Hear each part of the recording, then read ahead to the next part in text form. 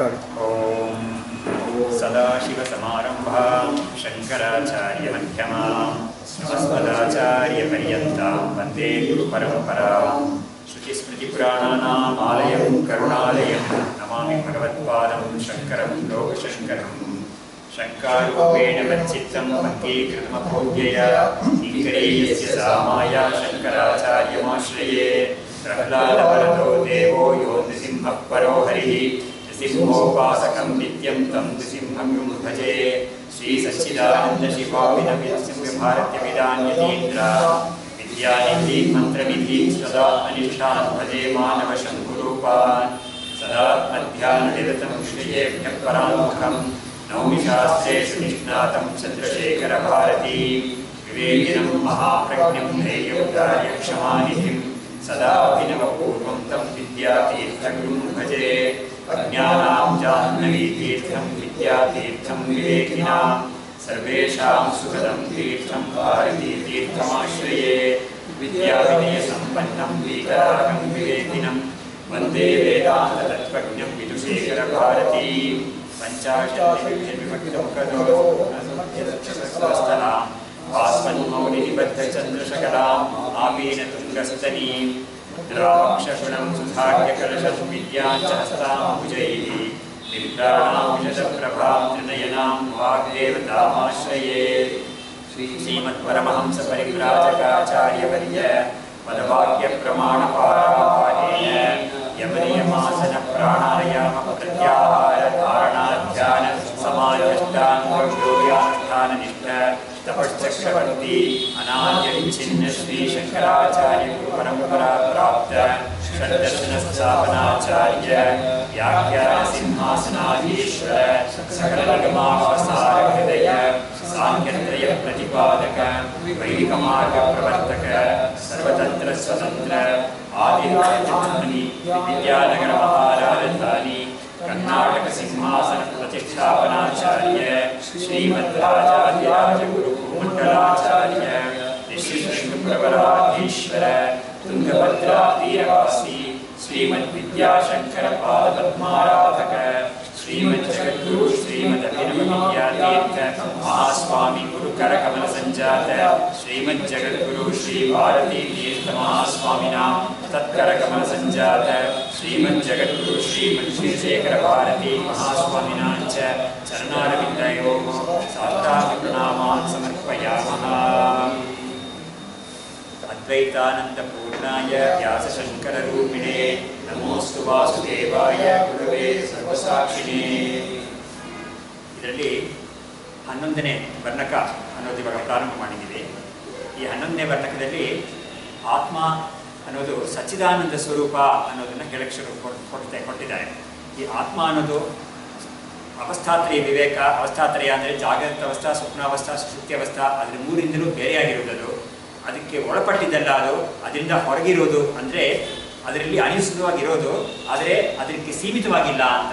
ಯಾತಕ್ಕೆ ಸೀಮಿತವಾಗಿಲ್ಲ ಅಂತ ಹೇಳ್ತೀವಿ ಅಂದರೆ, ಜಾಗೃತ, ಸ್ವಪ್ನ, ಸುಷುಪ್ತಿ ಅಂತ ಯಾವುದೇ ಅವಸ್ಥೆಗಳೆಲ್ಲ ಇದೆಯೋ, ಯಾವುದೇ ಅವಸ್ಥೆ ತಗೊಳ್ಳೋಣ, ಈ ಅವಸ್ಥೆಗಳೆಲ್ಲ ಯಾವತ್ತೂ ಕೂಡ ಸ್ಥಾಯಿಯಾಗಿರೋದಿಲ್ಲ. ಒಂದು ಸ್ವಲ್ಪ ಹೊತ್ತಿರುತ್ತೆ, ಆಮೇಲೆ ಹೊರಟೋಗುತ್ತೆ, ಬೇರೆ ಒಂದು ಅವಸ್ಥೆ ಬರುತ್ತೆ, ಅದು ಬಂದು ಹೋಗುತ್ತೆ, ಇನ್ನೊಂದು ಅವಸ್ಥೆ ಬರುತ್ತೆ. ಹಾಗಾಗಿ ಅವಸ್ಥೆಗಳು ಒಂದೇ ಸ್ಥಾಯಿಯಾಗಿರೋದಿಲ್ಲ. ಅದಕ್ಕೆ ನೋಡಿ, ನಮ್ಮ ದೇಹದಲ್ಲಿ ಕೂಡ ಬಾಲ್ಯಾವಸ್ಥಾ, ಕೌಮಾರಾವಸ್ಥಾ, ಮಧ್ಯವಯಸ್ಸಾವಸ್ಥಾ, ಆಮೇಲೆ ವೃದ್ಧಾಪ್ಯ, ಇದು 4 ಹೇಳ್ತೀವಲ್ಲ, ಅವುಗಳು ಕೂಡ ಸ್ಥಾಯಿಯಾಗಿಲ್ಲ. ಬಾಲ್ಯಾವಸ್ಥೆಯಲ್ಲಿ ಬಾಕಿ 3 ಇರೋದಿಲ್ಲ. ಇನ್ನೊಂದು ಇದು ಯುವಾವಸ್ಥಾ ಅಂತ ಬಂದಾಗ ಬಾಲ್ಯಾವಸ್ಥೆ ಹೊರಟೋಗ್ಬಿಡುತ್ತೆ, ಇನ್ನೂ ಮುದುಕನಾಗಿರಲ್ಲ ಅವನು. ಹಾಗಾಗಿ ವಯಸ್ಸಾಗಿರೋ ಒಂದು ವೃದ್ಧಾಪ್ಯಾವಸ್ಥೆ ಅಂದರೆ ಇವುಗಳು 3 ಇರೋದಿಲ್ಲ. ವೃದ್ಧಾಪ್ಯಾವಸ್ಥೆ ಕೂಡ ಸ್ಥಾಯಿಯಾಗಿರೋದಿಲ್ಲ, ಅದಕ್ಕೆ ಕೂಡ ಮುಕ್ತಾಯ ಬಂದ್ಬಿಡುತ್ತೆ. ಹಾಗಾಗಿ ಯಾವುದೇ ಅವಸ್ಥೆ ತಗೊಂಡ್ರು ಕೂಡ ನೋಡಿ, ಅದು ಅವಸ್ಥೆ ಅನ್ನೋದು ಯಾವುದೇ ಆಗಲಿಕ್ಕೆ ಪರವಾಗಿಲ್ಲ. ಸುಖಾವಸ್ಥೆ, ದುಃಖಾವಸ್ಥೆ, ಯಾವುದೇ ಅವಸ್ಥೆ ಕೂಡ ಒಂದು ಮೋಹಾವಸ್ಥೆ, ಅದು ಕೂಡ ಯಾವಾಗಲೂ ಸ್ಥಾಯಿಯಾಗಿರೋದಿಲ್ಲ. ಮೋಹ ಅಂದರೆ ನೋಡಿ, ಇವಾಗ ಲೋಕದಲ್ಲಿ ಕೂಡ ಏನೋ ಒಂದ್ರ ಬಗ್ಗೆ ಅವನಿಗೆ ಒಂದು ಸರಿಯಾಗಿ ತಿಳುವಳಿಕೆ ಇರೋಲ್ಲ, ಅಜ್ಞಾನ ಇರುತ್ತೆ. ಅದು ಅದರ ಬಗ್ಗೆ ತಿಳುವಳಿಕೆ ಬಂದಾಗ ಹೋಗುತ್ತೆ. ಅದರಿಂದ ಖಂಡಿತ ಅದು ಯಾವತ್ತೂ ಇರುತ್ತೆ ಅಂತ ಹೇಳಕ್ಕೆ ಬರೋದೇ ಇಲ್ಲ ಅದು. ಹಾಗಾಗಿ ಈ 3 ಅವಸ್ಥೆಗಳು, ಜಾಗೃತ, ಸ್ವಪ್ನ, ಸುಷುಪ್ತಿ ಅನ್ನೋದು ಅದು ಕೂಡ ಯಾವತ್ತೂ ಸ್ಥಾಯಿಯಾಗಿರೋದಿಲ್ಲ. ಆದರೆ ಆತ್ಮ ಮಾತ್ರ ಯಾವತ್ತೂ ಇರುತ್ತೆ. ಈ 3 ಅವಸ್ಥೆಗಳು ಇರುವಾಗಲೂ ಇರುತ್ತೆ. ಶಾಸ್ತ್ರದ ಪ್ರಕಾರ ಈ 3 ಅವಸ್ಥೆಗಳು ದಾಟಿರೋ ತುರ್ಯಾವಸ್ಥೆ ಅಂತ ಚೈತನ್ಯ ಸ್ವರೂಪ ಇದೆಯಲ್ಲ, ಆ ತುರ್ಯಾವಸ್ಥೆ ಮಾತ್ರ ಅವಸ್ಥೆ ಅಲ್ಲ, ಅದು ಈ 3ನ ಅವಸ್ಥೆ ಅಂತ ಹೇಳೋದ್ರಿಂದ ಅದನ್ನು ತುರ್ಯವನ್ನು ಅವಸ್ಥೆ ಅಂತ ಒಂದು ಗುರುತು ಮಾಡಿದ್ದಾರೆ ಹೊರತು ಅದು ವಾಸ್ತವ ಅವಸ್ಥೆ ಇಲ್ಲ. ಯಾವಾಗಲೂ ಇರೋದೇ ತುರಿಯ. ಹಾಗಾಗಿ ಆ ತುರಿಯ ಸ್ವರೂಪವಾದ ಆತ್ಮ ಮಾತ್ರ ಯಾವಾಗಲೂ ಇರುತ್ತೆ ಅದು ಅಂತ ನಾವು ತಿಳ್ಕೋಬೇಕು. ಆಮೇಲೆ ಪಂಚಕೋಶದಿಂದ ಬೇರೆಯಾಗಿರೋದು ಆತ್ಮ ಅನ್ನೋದನ್ನ ಕೂಡ ಹೇಳಿದರು. ಶರೀರ ತ್ರಯದಿಂದ ಬೇರೆ ಅಂತ ಹೇಳಿದರು. ಸ್ಥೂಲ ಶರೀರ, ಸೂಕ್ಷ್ಮ ಶರೀರ, ಕಾರಣ ಶರೀರ ಅವುಗಳಿಂದ ಬೇರೆ ಅಂತ ತೋರಿಸಿದ್ರು. ಇವಾಗ ಸರಿ, ಹಾಗಾದರೆ ಆ ಬೇರೆ ಇವುಗಳೆಲ್ಲದಿಂದಲೂ ಬೇರೆ ಆಗಿರೋ ಆತ್ಮ ಅದು ಏನು, ಅದು ಹೇಗಿದೆ, ಎಂಥದ್ದು ಅದನ್ನು ಹೇಳಿ ಅಂತ ಹೇಳಿದ್ರೆ ಅದಕ್ಕೆ ಹೇಳಕ್ಕೆ ಬರ್ತಾ ಇದ್ದಾರೆ. ಇವಾಗ ಸಚ್ಚಿದಾನಂದ ಸ್ವರೂಪ ಆತ್ಮ ಅಂತ, ಅದರಲ್ಲಿ ಸದ್ರೂಪ, ಚಿತ್ರೂಪ, ಆನಂದ ರೂಪ ಅಂತ ಮೂರಿದೆ. ಅದರಲ್ಲಿ ಮೂರು ಕೂಡ ಬೇರೆ ಬೇರೆ ರೂಪಗಳಲ್ಲ, ಒಂದೇ ಆತ್ಮ ಈ ಥರ ಒಂದು ರೀತಿಯಲ್ಲಿ ನಮಗೆ ಅದನ್ನು ಗುರ್ತು ಮಾಡೋಕ್ಕೆ ನಮಗೆ ತೋರಿಸ್ಕೊಟ್ಟಿದ್ದಾರೆ ಅಷ್ಟೇ ಹೊರತು ವಾಸ್ತವವಾಗಿ ಅದು ಎಲ್ಲ ರೂಪವೂ ಒಂದೇನೆ. ಅದಕ್ಕೆ ಬೇರೆ ಬೇರೆ ಮುಖಗಳು ಅಂತ ಹೇಳೋಕ್ಕಾಗಲ್ಲ, ಅದನ್ನು ಒಂದೇನೇ ಹೇಗಿದೆ ನಮ್ಮ. ಹಾಗಾಗಿ ಅಂಥ ಒಂದು ಸ್ವರೂಪದಲ್ಲಿ ನಮಗೆ ಆ ಸದ್ರೂಪ ಅಂದರೆ ಏನು ಅಂತ ಹೇಳಿದ್ರೆ, ಸತ್ ಅಂತ ಹೇಳಿದ್ರೆ ಇರುವುದು, ಇರುವಿಕೆ ಅಂತ. ಆ ಇರುವಿಕೆ ಅನ್ನೋದು ಯಾವತ್ತೂ ಇರುವುದದು, ಅದು ಬಂದು ಹೋಗೋ ಇರುವಿಕೆ ಅಲ್ಲ ಅದು ಅಂತ ವ್ಯತ್ಯಾಸ ಮಾಡ್ಕೋಬೇಕು. ನೋಡಿ, ಇವಾಗ ಒಂದು ಲೋಕದಲ್ಲಿ ನಾವು ಒಂದು ಮನುಷ್ಯನನ್ನು ಅವನಿದ್ದಾನಪ್ಪ ಇವಾಗ ಅಂತ ಹೇಳ್ತೀವಿ, ಆದರೆ ಅವನು ಹೊಟ್ಟದ ಮೇಲೆ ಅವ್ನು ಹೋಗ್ಬಿಟ್ಟ ಅಂತ ಹೇಳ್ತೀವಿ. ಆಮೇಲೆ ಒಂದಾನೊಂದು ಪಾತ್ರೆ ಅಥವಾ ಒಂದು ಮನೆ ಅದು ಕಟ್ಟಿದ ಮೇಲೆ ಇದೆ ಅಂತ ಹೇಳ್ತೀವಿ, ಮನೆ ಕಟ್ಟಕ್ಕೆ ಮುಂಚೆ ಇದೆ ಅಂತ ಹೇಳೋಕ್ಕಾಗಿಲ್ಲ. ಆಮೇಲೆ ಒಂದಾನೊಂದು ಕಾಲದಲ್ಲಿ ಡೆಮಾಲಿಷ್ ಮಾಡಿದ ಮೇಲೆ ಅದು ಇಲ್ಲ ಅಂತ ಹೇಳ್ತೀವಿ. ಆದರೆ ಆ ಥರ ಆತ್ಮನಿಗೆ ಇದೆ ಇಲ್ಲ ಅಂತ ಹೇಳಕ್ಕೆ ಬರೋದೇ ಇಲ್ಲ, ಅದು ಯಾವತ್ತೂ ಇದೆ. ಹಾಗಾಗಿ ನೋಡಿ, ಆತ್ಮನ ವಿಷಯದಲ್ಲೂ ಇದೆ ಅಂತ ಹೇಳ್ತೀವಿ, ಈ ಘಟಪಟಾದಿ ವಿಷಯಗಳಲ್ಲೂ ಕೂಡ ಇದೆ ಅಂತ ಹೇಳ್ತೀವಿ. ಏನು ವ್ಯತ್ಯಾಸ ಎರಡರ ಇರುವಿಕೆಯಲ್ಲೂ ಏನು ವ್ಯತ್ಯಾಸ ಅಂತ ಹೇಳಿದ್ರೆ, ಈ ಘಟಪಟಾದಿ ವಿಷಯಗಳು ಅವುಗಳು ಉಂಟಾದ ಮೇಲೆ ಇದೆ ಅಂತ ಅನ್ನಿಸ್ಕೊಳ್ಳುತ್ತವೆ, ಉಂಟಾಗಕ್ಕೆ ಮುಂಚೆ ಇದೆ ಅಂತ ಅನ್ನಿಸ್ಕೊಳ್ಳೋಕೆ ಆಗೋದಿಲ್ಲ. ಅವುಗಳು ನಾಶವಾದ ಮೇಲೆ ಇಲ್ಲ ಇದೆ ಅಂತ ಅನ್ನಿಸ್ಕೊಳ್ಳೋಕೆ ಆಗೋದಿಲ್ಲ. ಆದರೆ ಆತ್ಮನಿಗೆ ಆ ಥರ ಉಂಟಾಗೋದು, ನಾಶ ಅನ್ನೋದು ಇಲ್ಲೂ ಇಲ್ಲ. ಅದು ಆ ರೀತಿಯಲ್ಲಿ ಅದು ಇವಾಗ ಇಂಗ್ಲೀಷಲ್ಲಿ ಹೇಳಬೇಕಾದ್ರೆ ಆಬ್ಸಲ್ಯೂಟ್ ಎಕ್ಸಿಸ್ಟೆನ್ಸ್, ಇದಕ್ಕೆ ರಿಲೇಟಿವ್ ಎಕ್ಸಿಸ್ಟೆನ್ಸ್ ಅಂತ ಹೇಳಬೇಕಾಗುತ್ತೆ. ಹಾಗಾಗಿ ಈ ಕನ್ನಡದಲ್ಲೂ ಅದಕ್ಕೆ ಹೇಳ್ಬೋದು, ಸಾಪೇಕ್ಷಿಕವಾದ ಒಂದು ಇರುವಿಕೆ ಬಾಕಿದೆ ಎಲ್ಲದಕ್ಕೂ, ಅದಕ್ಕೆ ನಿರಪೇಕ್ಷವಾದ ಇರುವಿಕೆ ಇದಕ್ಕೆ ಅಂತ ನಾವು ವ್ಯತ್ಯಾಸ ಮಾಡಬೇಕು. ಆ ನಿರಪೇಕ್ಷವಾದ ಇರುವಿಕೆ ಇದೆಯಲ್ಲ, ಆ ಇರುವಿಕೆನ ನಮಗೆ ಮುಖ್ಯವಾದ ಇರುವಿಕೆ, ಅದೇ ನಮ್ಮ ಸ್ವರೂಪ, ಅದನ್ನು ನಾವು ತಿಳ್ಕೋಬೇಕು. ಇವಾಗ ಅದೇನು ಮಾಡಿದ್ರು, ಆ ಥರ ಇರುವಿಕೆ ಅನ್ನೋದು ಶಾಶ್ವತವಾಗಿರುವುದದು ಅಂತ ತೋರ್ಸೋಕ್ಕೆ ಇವ್ರು ಏನು ಮಾಡಿದ್ರು, ಶ್ರುತಿ, ಅನುಭವ, ಯುಕ್ತಿ ಅದನ್ನು ಮೂರನ್ನು ಬಳಸಿದ್ರು. ಶ್ರುತಿ ಇದಕ್ಕೆ ಅದಕ್ಕೆ ಹೇಳಿದ್ರು, ಆತ್ಮನ ಆಕಾಶ ಸಂಭೂತ ಅನ್ನೋದು ಸದೈವ ಸೌಮ್ಯದ ಮಗ್ರ ಆಸೀತ್ ಅಂತ ಒಂದು ಶ್ರುತಿಗಳೆಲ್ಲ ಇದೆಯಲ್ಲ, ಅದು ಆತ್ಮ ಯಾವತ್ತೂ ಇದೆ ಅಂತ ತೋರಿಸೋಕ್ಕೆ ಬಂದಿರೋ ಶ್ರುತಿ ವಾಕ್ಯಗಳು. ಸರಿ, ಅನುಭವ ವಾಕ್ಯಗಳು ಎಲ್ಲದಕ್ಕೂ ತೋರಿಸಿದ್ರು. ಅದಕ್ಕೆ ನಮಗೆ ನಾನಾ ರೀತಿಯಾದ ಅನುಭವಗಳು ತೋರಿಸಿದ್ರು. ನಾನು ಕರ್ತ, ನಾನು ಭೋಕ್ತ, ನಾನು ಮನುಷ್ಯ ಅಂತೆಲ್ಲ ಹೇಳುವಾಗೆಲ್ಲ ಕೂಡ ನಮಗೆ ನಾವು ಯಾವತ್ತೂ ಇದ್ದೀವಿ ಅಂತ ಒಂದು ಬುದ್ಧಿ ಕೂಡ ಅದ್ರ ಜೊತೆಗೆ ಇದೆ ಅಂತ. ಯಾಕಂದರೆ ಕರ್ತ ಭೋಕ್ತ ಅಂತ ಹೇಳುವಾಗ ಏನು ಮಾಡ್ತಾ ಇದ್ದೀನಿ ಅಂತ ಹೇಳಿದ್ರೆ, ನಾನು ಇವಾಗ ಕರ್ತ ಆಗಿದ್ದೀನಿ ಅಂತ ಹೇಳಿದ್ರೆ ಏನು ಇಲ್ಲಿಲ್ಲ, ಕರ್ತ ಭೋಕ್ತ ಅಂತ ಹೇಳೋದಲ್ಲ, ಶಾಸ್ತ್ರಕ್ಕೆ ಸಂಬಂಧಪಟ್ಟ ಕರ್ತೃತ್ವ ಭೋಕ್ತೃತ್ವ. ಹಾಗಾಗಿ ನನಗೆ ಇವಾಗ ನಾನು ಒಂದು ಸಂಧ್ಯಾವಂದನೆ ಮಾಡ್ತೀನಿ, ಒಂದು ಯಾವುದೋ ಒಂದು ಯಾಗ ಯಜ್ಞಗಳು ಮಾಡ್ತೀನಿ ಅಂತೆಲ್ಲ ಬಂದರೆ, ದೇವಸ್ಥಾನಗಳಿಗೆ ಹೋಗ್ತೀನಿ ಅಂತೆಲ್ಲ ಬಂದರೆ ಅವಾಗ ಏನಾಗುತ್ತೆ, ಇದೆಲ್ಲ ಈ ಥರ ಒಂದು ನನಗೆ ಬುದ್ಧಿ ಬಂದಿದೆಯಲ್ಲ, ಈ ಬುದ್ಧಿ ಯಾತರಿಂದ ಬಂದಿದೆ ಅಂತ ಹೇಳಿದ್ರೆ, ಹಿಂದಿನ ಜನ್ಮದಲ್ಲಿ ನಾನು ಇದೇ ಥರ ಕೆಲಸಗಳೆಲ್ಲ ಮಾಡಿದ್ದೀನಿ, ಅದರಿಂದ ನನಗೆ ಅದರ ವಾಸನಾಮಯ ರೂಪವಾಗಿ ನನಗೆ ಅದನ್ನು ಮುಂದಕ್ಕೆ ಇದನ್ನು ತಂದು ಕೊಟ್ಟಿದೆ ನನಗೆ ಅಂತ ನಾನು ತೀರ್ಮಾನ ಮಾಡ್ತೀನಿ. ಅದು ಆಸ್ತಿಕರು ಮಾಡೋ ತೀರ್ಮಾನ, ಅದಕ್ಕೆ ಅದು ಮುಂಚೆನೇ ಅದನ್ನು ತಿಳಿಪಡಿಸಿದ್ದಾರೆ. ಹಾಗಾಗಿ ಆ ಥರ ಒಂದು ಬರುತ್ತೆ. ಅದೇ ಥರ ನಾನು ಭೋಕ್ತ ಅಂತ ಬಂದಾಗ, ನಾನು ಇವಾಗ ಇದೆಲ್ಲ ಭೋಗವೆಲ್ಲ ಮಾಡ್ತಾ ಇದ್ದೀನಿ ಅಂತ ಹೇಳಿದ್ರೆ, ನಾನು ಹಿಂದೆ ಒಂದು ಪುಣ್ಯಕರ್ಮ ಮಾಡಿದ್ದೀನಿ, ಅದರಿಂದ ಈ ಸುಖ ನನಗೆ ಸಿಗ್ತಾ ಇದೆ. ಹಿಂದೆ ಒಂದು ಪಾಪ ಕರ್ಮ ಮಾಡಿದ್ದೀನಿ, ಅದರಿಂದ ನನ್ನ ದರಿದ್ರತೆ ಅಥವಾ ಏನಾದರೂ ರೋಗ ರುಜಿನಗಳು ಇದೆಲ್ಲ ನನಗೆ ಕಷ್ಟ ಇದೆಲ್ಲ ಅನುಭವಿಸ್ತಾ ಇದ್ದೀನಿ. ನಾನು ಇದೇ ಥರ ನಾನು ಮತ್ತೆ ಕೂಡ ನಾನು ಈ ಥರ ಕೆಟ್ಟ ಕೆಲಸ ಮಾಡ್ತಾ ಇದ್ದೀನಿ ಅಂತ ಹೇಳಿದ್ರೆ, ಮುಂದಿನ ಜನ್ಮದಲ್ಲೂ ನನಗೆ ಇದೇ ಥರ ಕಷ್ಟಗಳೆಲ್ಲ ಬರ್ತಾ ಇರುತ್ತೆ ಅಂತ ಅವನು ತೋರ್ತಾನೆ. ಇದೆಲ್ಲ ಆಸ್ತಿಕನ ಒಂದು ಬುದ್ಧಿ. ಹಾಗಾಗಿ ಹಿಂದಿನ ಜನ್ಮ ಇತ್ತು, ಇವಾಗ ನಾನಿದೆ, ಮುಂದಿನ ಜನ್ಮವು ಇರುತ್ತೆ ಅಂತ ಅವನು ತೀರ್ಮಾನ ಮಾಡ್ತಾರಲ್ಲ, ಅದರಿಂದ ಈ ಆತ್ಮ ಅನ್ನೋದು ಯಾವಾಗಲೂ ಇರುತ್ತೆ ಅಂತ ಗೊತ್ತಾಗುತ್ತೆ. ಆದರೆ ನಾವು ಇವೆಲ್ಲ ಏನು ತಿಳ್ಕೊಬೇಕು ಅಂತ ಹೇಳಿದ್ರೆ, ಆತ್ಮ ಬೇರೆ, ಶರೀರ ಬೇರೆ. ಹೌದೌದು, ಖಂಡಿತ. ಆತ್ಮ ಇಲ್ಲದೆ ಶರೀರ ಇಲ್ಲ, ಶರೀರ ಇಲ್ಲ, ಶರೀರ ಇಲ್ಲದೆ ಆತ್ಮ ಇರುತ್ತೆ. ಕರೆಕ್ಟ್. ಅದಕ್ಕೇನೆ ಅವಸ್ಥಾತ್ರಿಯ ಇದು ಶರೀರತ್ರಿಯಿಂದ ಬೇರೆ ಆಗಿರೋದು ಆತ್ಮ ಅಂತ ಇತ್ತು. ಅದರಿಂದ ಅದೇ ಇವರು ಯಾತಕ್ಕೆ ಇವ್ರಿಗೆ ತೋರಿಸೋದು ಸರಿಯೇ, ಅದೇ ಯಾತಕ್ಕೆ ಇವರು ಇದನ್ನು ಹೇಳ್ತಾ ಇದ್ದಾರೆ ಅಂತ ಹೇಳಿದ್ರೆ, ಆ ಆತ್ಮ ಅನ್ನೋದು ನಿರ್ಗುಣ, ನಿರಾಕಾರ ಅಂಥ ವಿಷಯದ ಬಗ್ಗೆ ನಾವು ಏನಾದರೂ ಹೇಳಬೇಕು ಅಂತ ಹೇಳಿದ್ರೆ, ಈ ಶರೀರ ಇತ್ಯಾದಿಗಳು ಒಂದು ಇಟ್ಕೊಂಡೇ ನಾವು ಹೇಳಬೇಕಾಗಿದೆ. ಅದೇ ಒಂದು ಪ್ರಾಬ್ಲಮ್ ಅದೇ. ಇದಿಲ್ಲದೆ ಅದ್ರ ಬಗ್ಗೆ ಹೇಳಕ್ಕೆ ಬರೋದೇ ಇಲ್ಲ. ಅದನ್ನ ಎಕ್ಸ್ಪ್ಲೇನ್ ಮಾಡೋಕ್ಕಾಗೋದೇ ಇಲ್ಲ. ಆ ಕಾರಣದಿಂದ ನಾವು ಈ ಉಪಾಧಿ ಇಟ್ಕೊಂಡು ಹೇಳ್ತೀವಿ. ಆದರೂ ಕೂಡ ಎಷ್ಟೋ ಕಷ್ಟಪಟ್ಟು ಶ್ರುತಿ ಕಷ್ಟನೇ, ಶ್ರುತಿ ಪಾಡು ಕಷ್ಟನೇ ಅದು. ಯಾಕೆ ಅಂತ ಹೇಳಿದ್ರೆ, ಇಂಥ ಒಂದು ವಿಷಯವನ್ನು ಅದು ತಿಳಿಸ್ಕೊಡ್ಬೇಕಾಗಿದೆ. ಅದು ಈ ನಾನಾ ವಿಧವಾದ ಯುಕ್ತಿಗಳನ್ನ ಅದು ಉಪಯೋಗಿಸಬೇಕಾಗಿದೆ. ಯಾಕೆ ಅದಕ್ಕೆ ಬೇರೆ ದಾರಿ ಇಲ್ಲ. ಆದರೂ ಕೂಡ ಹೇಳ್ಕೊಡ್ಬೇಕು ಅಂತ ಒಂದು ಕಳಕಳಿ ಇದೆಯಲ್ಲ, ಆ ಕಳಕಳಿಯನ್ನು ನೋಡಿ ಶಂಕರಾಚಾರ್ಯರು ಅದ್ರ ಮೇಲೆ ತುಂಬ ದೊಡ್ಡ ಒಂದು ಕೈ ಮುಗಿದಿದ್ದಾರೆ. ಶ್ರುತಿಗಿಂತ ದೊಡ್ಡದು ಯಾವುದೂ ಇಲ್ಲವೇ ಇಲ್ಲ ನಮಗೆ ಅಂತ ಅವರ ಅತ್ಯಂತ ಒಂದು ಅಭಿಮಾನ ಶ್ರುತಿಯ ಮೇಲೆ ಅವರಿಗೆ ಇದೆ. ಹಾಗಾಗಿ ಯಾಕಂದರೆ ಇಂಥ ಒಂದು ದುರೂಹವಾದ ತತ್ವವನ್ನು ನಮಗೆ ಬೋಧನೆ ಮಾಡ್ತಾ ಇದೆಯಲ್ಲ, ಯಾರಿಗೂ ಕೂಡ ಸಾಧ್ಯವಾಗದೇ ಇರೋ ಒಂದು ಕೆಲಸವನ್ನು ಅದು ಮಾಡ್ತಾ ಇದೆಯಲ್ಲ, ಅದು ಮಾಡಿ ಸರಿ ಅದು ಯಾರಿಗೋ ಮಾಡಿದ್ಯಪ್ಪ, ಅದು ಯಾರಿಗೆ ಫಲಕಾರಿ ಆಯಿತು ಅಂತ ನಾವು ಹೇಳಂಗಿಲ್ಲ. ಯಾಕಂದರೆ ನನಗೆ ಆ ಶ್ರುತಿ ಪ್ರಕಾರವೇ ಬೇಕಾದಷ್ಟು ಜನ ಅದರ ಫಲವನ್ನು ಪಡ್ಕೊಂಡು ಮುಕ್ತರಾಗಿದ್ದಾರೆ. ಹಾಗಾಗಿ ಈ ವಿವೇಕ ಶ್ರೀರಾಮನಲ್ಲೂ ಬರುತ್ತೆ ಅದು, ಏನೈವ ಯಾತ ಮನಯೋಸ್ಯ ಪಾರಂ ತಮೇವ ಮಾರ್ಗಂ ತವ ನಿರ್ದಿಶಾಮಿ ಅಂತ ಆ ಶಿಷ್ಯ ಬಂದು ಅವ್ರ ಹತ್ರ ಬಂದು ಕೇಳ್ಕೊಂಡಿದ್ದ ತಕ್ಷಣ ನನಗೆ ಬೇರೆ ಏನೂ ದಾರಿ ಇಲ್ಲ, ನನಗೆ ಸಂಸಾರದ ಒಂದು ನಾನಾ ವಿಧವಾದ ಕಷ್ಟಗಳಿಂದ ನಾನು ಕಷ್ಟಪಡ್ತಾ ಇದ್ದೀನಿ ತುಂಬ, ನನಗೆ ನೀವೇ ಗತಿ ಅಂತ ಬಂದು ಅವನ ಕಾಲಲ್ಲಿ ಶರಣ ಹೊಂದಾಗ ಆ ಸಮಯದಲ್ಲಿ ಅವರು ನೀವು ಅಭಯ ಕೊಡ್ತಾರೆ. ಮಾ ವೈಷ್ಟ ವಿದ್ವನ್ ತವ ನಾಸ್ತಿ ಅಪಾಯ ಸಂಸಾರ ಸಾಗರ ತರಣೆ ಅಸ್ಮಿನ್ ಅಸ್ತಿ ಉಪಾಯ ಅಂತ ಹೇಳ್ಬಿಟ್ಟು ಏನವೇ ಯಾತ ಮುನಿಯೋಸ್ಯ ಪಾರಂ, ನಿನಗೆ ಅಪಾಯ ಯಾವುದೂ ಇಲ್ಲ, ಖಂಡಿತ ಉಪಾಯ ಇದೆ, ಇದರಿಂದ ಆಚೆ ಬರೋಕ್ಕೆ ಉಪಾಯ ಇದೆ. ಯಾವ ಮಾರ್ಗದಲ್ಲಿ ಇದಕ್ಕೆ ಮುಂಚೆ ಮುನಿಗಳು ಅಂದರೆ ಯಾರು ಸಾಧಕರೆಲ್ಲ ಇದು ಗುರಿಯನ್ನು ಪಡ್ಕೊಂಡಿದ್ದಾರೋ, ಮುಕ್ತರಾಗಿದ್ದಾರೋ ಆ ಮಾರ್ಗವನ್ನೇ ನಿನಗೆ ತೋರಿಸ್ತೀನಿ ನಾನು ಅಂತ ಹೇಳ್ಬಿಟ್ಟು ಅವ್ರು ಹೇಳಿದ್ದಾರೆ. ಹಾಗಾಗಿ ಅದರಿಂದ ಎಲ್ಲರೂ ಫಲ ಪಡ್ಕೊಂಡಿದ್ದಾರೆ ಅಂತ ಬರುತ್ತೆ. ಅಂಥ ಒಂದು ಶ್ರುತಿ ಏನು ಮಾಡ್ತಾ ಇದೆ ನಮಗೆ ತೋರಿಸ್ಕೊಡ್ತಾ ಇದೆ. ತೋರಿಸ್ಕೊಡುವಾಗ ಏನು ಮಾಡಬೇಕಾಗಿದೆ, ಬಹಳಷ್ಟು ಅದು ಏನು ಮಾಡುತ್ತೆ, ಉಪಾಧಿಗಳನ್ನ ಇಟ್ಕೊಂಡೇ ತೋರಿಸ್ಕೊಡುತ್ತೆ. ಆಮೇಲೆ ಕೂಡ ಉಪಾಧಿ ಇಲ್ಲದೇ ಇರೋ ಸ್ಥಿತಿಯನ್ನು ತೋರಿಸ್ಕೊಡುತ್ತೆ. ಅದು ಸ್ವಲ್ಪ ಕಷ್ಟವಾದ ಒಂದು ರೀತಿಯಾದ ಟೀಚಿಂಗ್ ಅದು. ಆ ಟೀಚಿಂಗಿಗೆ ನಮಗೆ ತುಂಬ ಮುಖ್ಯವಾಗಿ ಈ ಸಂಪ್ರದಾಯವನ್ನು ಚೆನ್ನಾಗಿ ತಿಳ್ಕೊಂಡವರು, ಈ ವೇದಾಂತ ಶಾಸ್ತ್ರವನ್ನು ಚೆನ್ನಾಗಿ ತಿಳಿದಿದ್ದವರು, ಅವರು ಅದನ್ನು ಹ್ಯಾಂಡಲ್ ಮಾಡೋದು ಸರಿಯಾಗಿರುತ್ತೆ. ಅದು ಬೇರೆ ಯಾರ್ಯಾರೋ ಸುಮ್ಮನೆ ಅವರವರೇ ಓದ್ಕೊಂಡಿದ್ದಾರೆ ಅಂತ ಹೇಳಿದ್ರೆ ಆ ಒಂದು ಭಾಗ ಇದೆಯಲ್ಲ, ಯಾವ ಉಪಾಧಿ ಇಲ್ಲದೇ ಇರೋ ತೋರಿಸ್ಕೊಡೋ ಭಾಗ, ಅದು ತುಂಬ ಕಷ್ಟಪಡ್ತಾರೆ, ಅವ್ರಿಗೆ ಅರ್ಥ ಆಗಿರಲ್ಲ ಅದು. ಅಂಥ ಒಂದು ವಿಷಯವನ್ನು ಇವರು ಹೇಳಕ್ಕೆ ಶುರು ಮಾಡಿದಾಗ ಏನು ಮಾಡ್ತಾರೆ, ಸದ್ರೂಪತ್ವ ಅಂತ ಹೇಳೋದಕ್ಕೂ ಕೂಡ ನಾವು ಈ ಶಂಕರಾಚಾರ್ಯರು ಅಷ್ಟೇ ನೋಡಿ. ಇವಾಗ ಗೀತೆಯಲ್ಲೂ ಕೂಡ ನಾಸತೋ ವಿದ್ಯತೆ ಭಾವೋ ನಾಭಾವೋ ವಿದ್ಯತೆ ಸತಃ ಅಂತೇಳಿ ಇರ್ತದೆ. 2ನೇ ಅಧ್ಯಾಯ 14ನೇ ಶ್ಲೋಕ ಅದು. ಆ ಶ್ಲೋಕದಲ್ಲಿ ಕೂಡ ಭಾಷೆಯಲ್ಲಿ ಶಂಕರಾಚಾರ್ಯರು ಏನು ಮಾಡ್ತಾರೆ, ಆ ಸತ್ ಅನ್ನೋದಕ್ಕೆ ಅಭಾವ ಬರೋದೇ ಇಲ್ಲ ಯಾವತ್ತೂ ಕೂಡ, ಅದು ಯಾವತ್ತೂ ಇರುತ್ತೆ ಅಂತ ಅದು. ಹಾಗಾಗಿ ಅಂಥ ಒಂದು ಸ್ಥಿತಿಯನ್ನು ಹೇಳುವಾಗ ಕೂಡ ಅವ್ರು ಏನು ಮಾಡ್ತಾರೆ, ಘಟೋಸ್ತಿ ಪಟೋಸ್ತಿ ಇದು ಸನ್ಹಸ್ತಿ ಸನ್ಘಟ ಸನ್ಪಟ, ಸನ್ ಅಂದರೆ ಇದೆ ಅಂತ, ಹಸ್ತಿ ಅಂದರೆ ಆನೆ ಇದೆ, ಬಟ್ಟೆ ಇದೆ, ಪಾತ್ರೆ ಇದೆ ಅಂತ ಆ ಉದಾಹರಣೆಗಳೇ ಕೊಟ್ಕೊಂಡ್ಬರ್ತಾರೆ. ಕೊಟ್ಕೊಂಡು ಬಂದು ಏನು ಮಾಡ್ತಾರೆ, ಈ 3 ವಾಕ್ಯಗಳಲ್ಲೂ ಕೂಡ ನಿನಗೆ ಆನೆ ಇದೆ, ಬಟ್ಟೆ ಇದೆ, ಪಾತ್ರೆ ಇದೆ ಅಂತ ಮೂರಲ್ಲೂ ಕೂಡ ಆನೆ ಬಟ್ಟೆ ಪಾತ್ರೆ ಅದೆಲ್ಲ ಬೇರೆ ಬೇರೆ ಆಗೋಗ್ಬಿಡುತ್ತೆ. ಇದೇ ಅಂತ ಒಂದು ಇದೆಯಲ್ಲ, ಅದು ಕಾಮನ್ ಆಗಿ ಎಲ್ಲದರಲ್ಲೂ ಇದೆ ಅದು ಅಂತ ಹೇಳ್ಕೊಂಡ್ಬಂದು ಹಾಗೆ ಒಂದು ಪ್ರತಿಪಾದನೆ ಮಾಡಿ ತೋರಿಸ್ತಾರೆ ಅವರು. ಯಾಕಂದರೆ ಆ ವಸ್ತುವಿಗೆ ನಮಗೆ ಅದಕ್ಕೆ ಒಂದು ಬಣ್ಣ ಅಥವಾ ಅದಕ್ಕೊಂದು ಶಬ್ದ ಅಥವಾ ಏನಾದರೂ ಇಷ್ಟು ಗಾತ್ರ ಇದೆ ಅಂತ ಏನಾದರೂ ಇದ್ದರೆ ಅದನ್ನು ತೋರಿಸ್ಬೋದಾಗಿತ್ತು. ಅದು ಯಾವುದೂ ಇಲ್ಲದೇ ಇರೋ ಅಂಥ ಒಂದು ವಸ್ತುವನ್ನು ತೋರಿಸೋಕ್ಕೆ ನಮಗೆ ಅತ್ಯಂತ ಕಷ್ಟವಾಗಿರೋದ್ರಿಂದ ಈ ಉಪಾಧಿಗಳನ್ನ ಇಟ್ಕೊಂಡೇ ತೋರಿಸಬೇಕಾಗಿದೆ ಪ್ರಾರಂಭದಲ್ಲಿ. ಅದು ಈ ಪ್ರಾರಂಭದಲ್ಲಿ ಈ ಉಪಾಧಿಗಳನ್ನ ಇಟ್ಕೊಂಡು ಯಾತಕ್ಕೆ ತೋರಿಸ್ತಾರೆ ಅಂದರೆ ಶಂಕರಾಚಾರ್ಯ ಅದಕ್ಕೆ ಕಾರಣವನ್ನು ಬರೀತಾರೆ. ಅವರು ಚೆನ್ನಾಗಿ ಕಾರಣವನ್ನು ಕೊಡ್ತಾರೆ ಅದಕ್ಕೆ. ಅದು ಶ್ರುತಿ ಏನು ಕೊಟ್ಟಿಲ್ಲ ನಮಗೆ, ಆದರೆ ಶ್ರುತಿ ಒಂದು ಸೂಚನೆ ಕೊಟ್ಟಿದೆ ನಮಗೆ. ಕಠೋಪನಿಷತ್ತಲ್ಲಿ ಏನು ಮಾಡುತ್ತೆ ಅಂದರೆ ಅಸ್ಥಿತ್ಯೇ ಉಪಲಬ್ಧವ್ಯ ಅಂತ ಒಂದು ಮಾತು ಮಾಡುತ್ತೆ. ಇದು ಅಂದರೆ ಅಸ್ಥಿ ಅಂತ ಅದು ಇದೆ ಅಂತಲೇ ನೀನು ತಿಳ್ಕೊಂಡಿದ್ರಲ್ಲಿ ಕಾಲಿಡು ನೀನು, ಆ ಕಾಲಿಟ್ಟ ಮೇಲೆ ನಿನಗೆ ಏನಾಗುತ್ತೆ, ಆ ಇದೇ ಅಂತ ಒಂದು ತೀರ್ಮಾನದಿಂದ ನೀನು ಕಾಲಿಟ್ಕೊಂಡಿದ್ರಲ್ಲಿ ಮುಂದಕ್ಕೆ ಹೋಗ್ತಾ ಅದರ ಸ್ವರೂಪವನ್ನು ಅದು ತಾನೇ ನಿನಗೆ ಬಿಚ್ಚಿ ತೋರಿಸುತ್ತೆ ಅಂತ ಕಠೋಪನಿಷತ್ತಲ್ಲಿ ಬರುತ್ತೆ.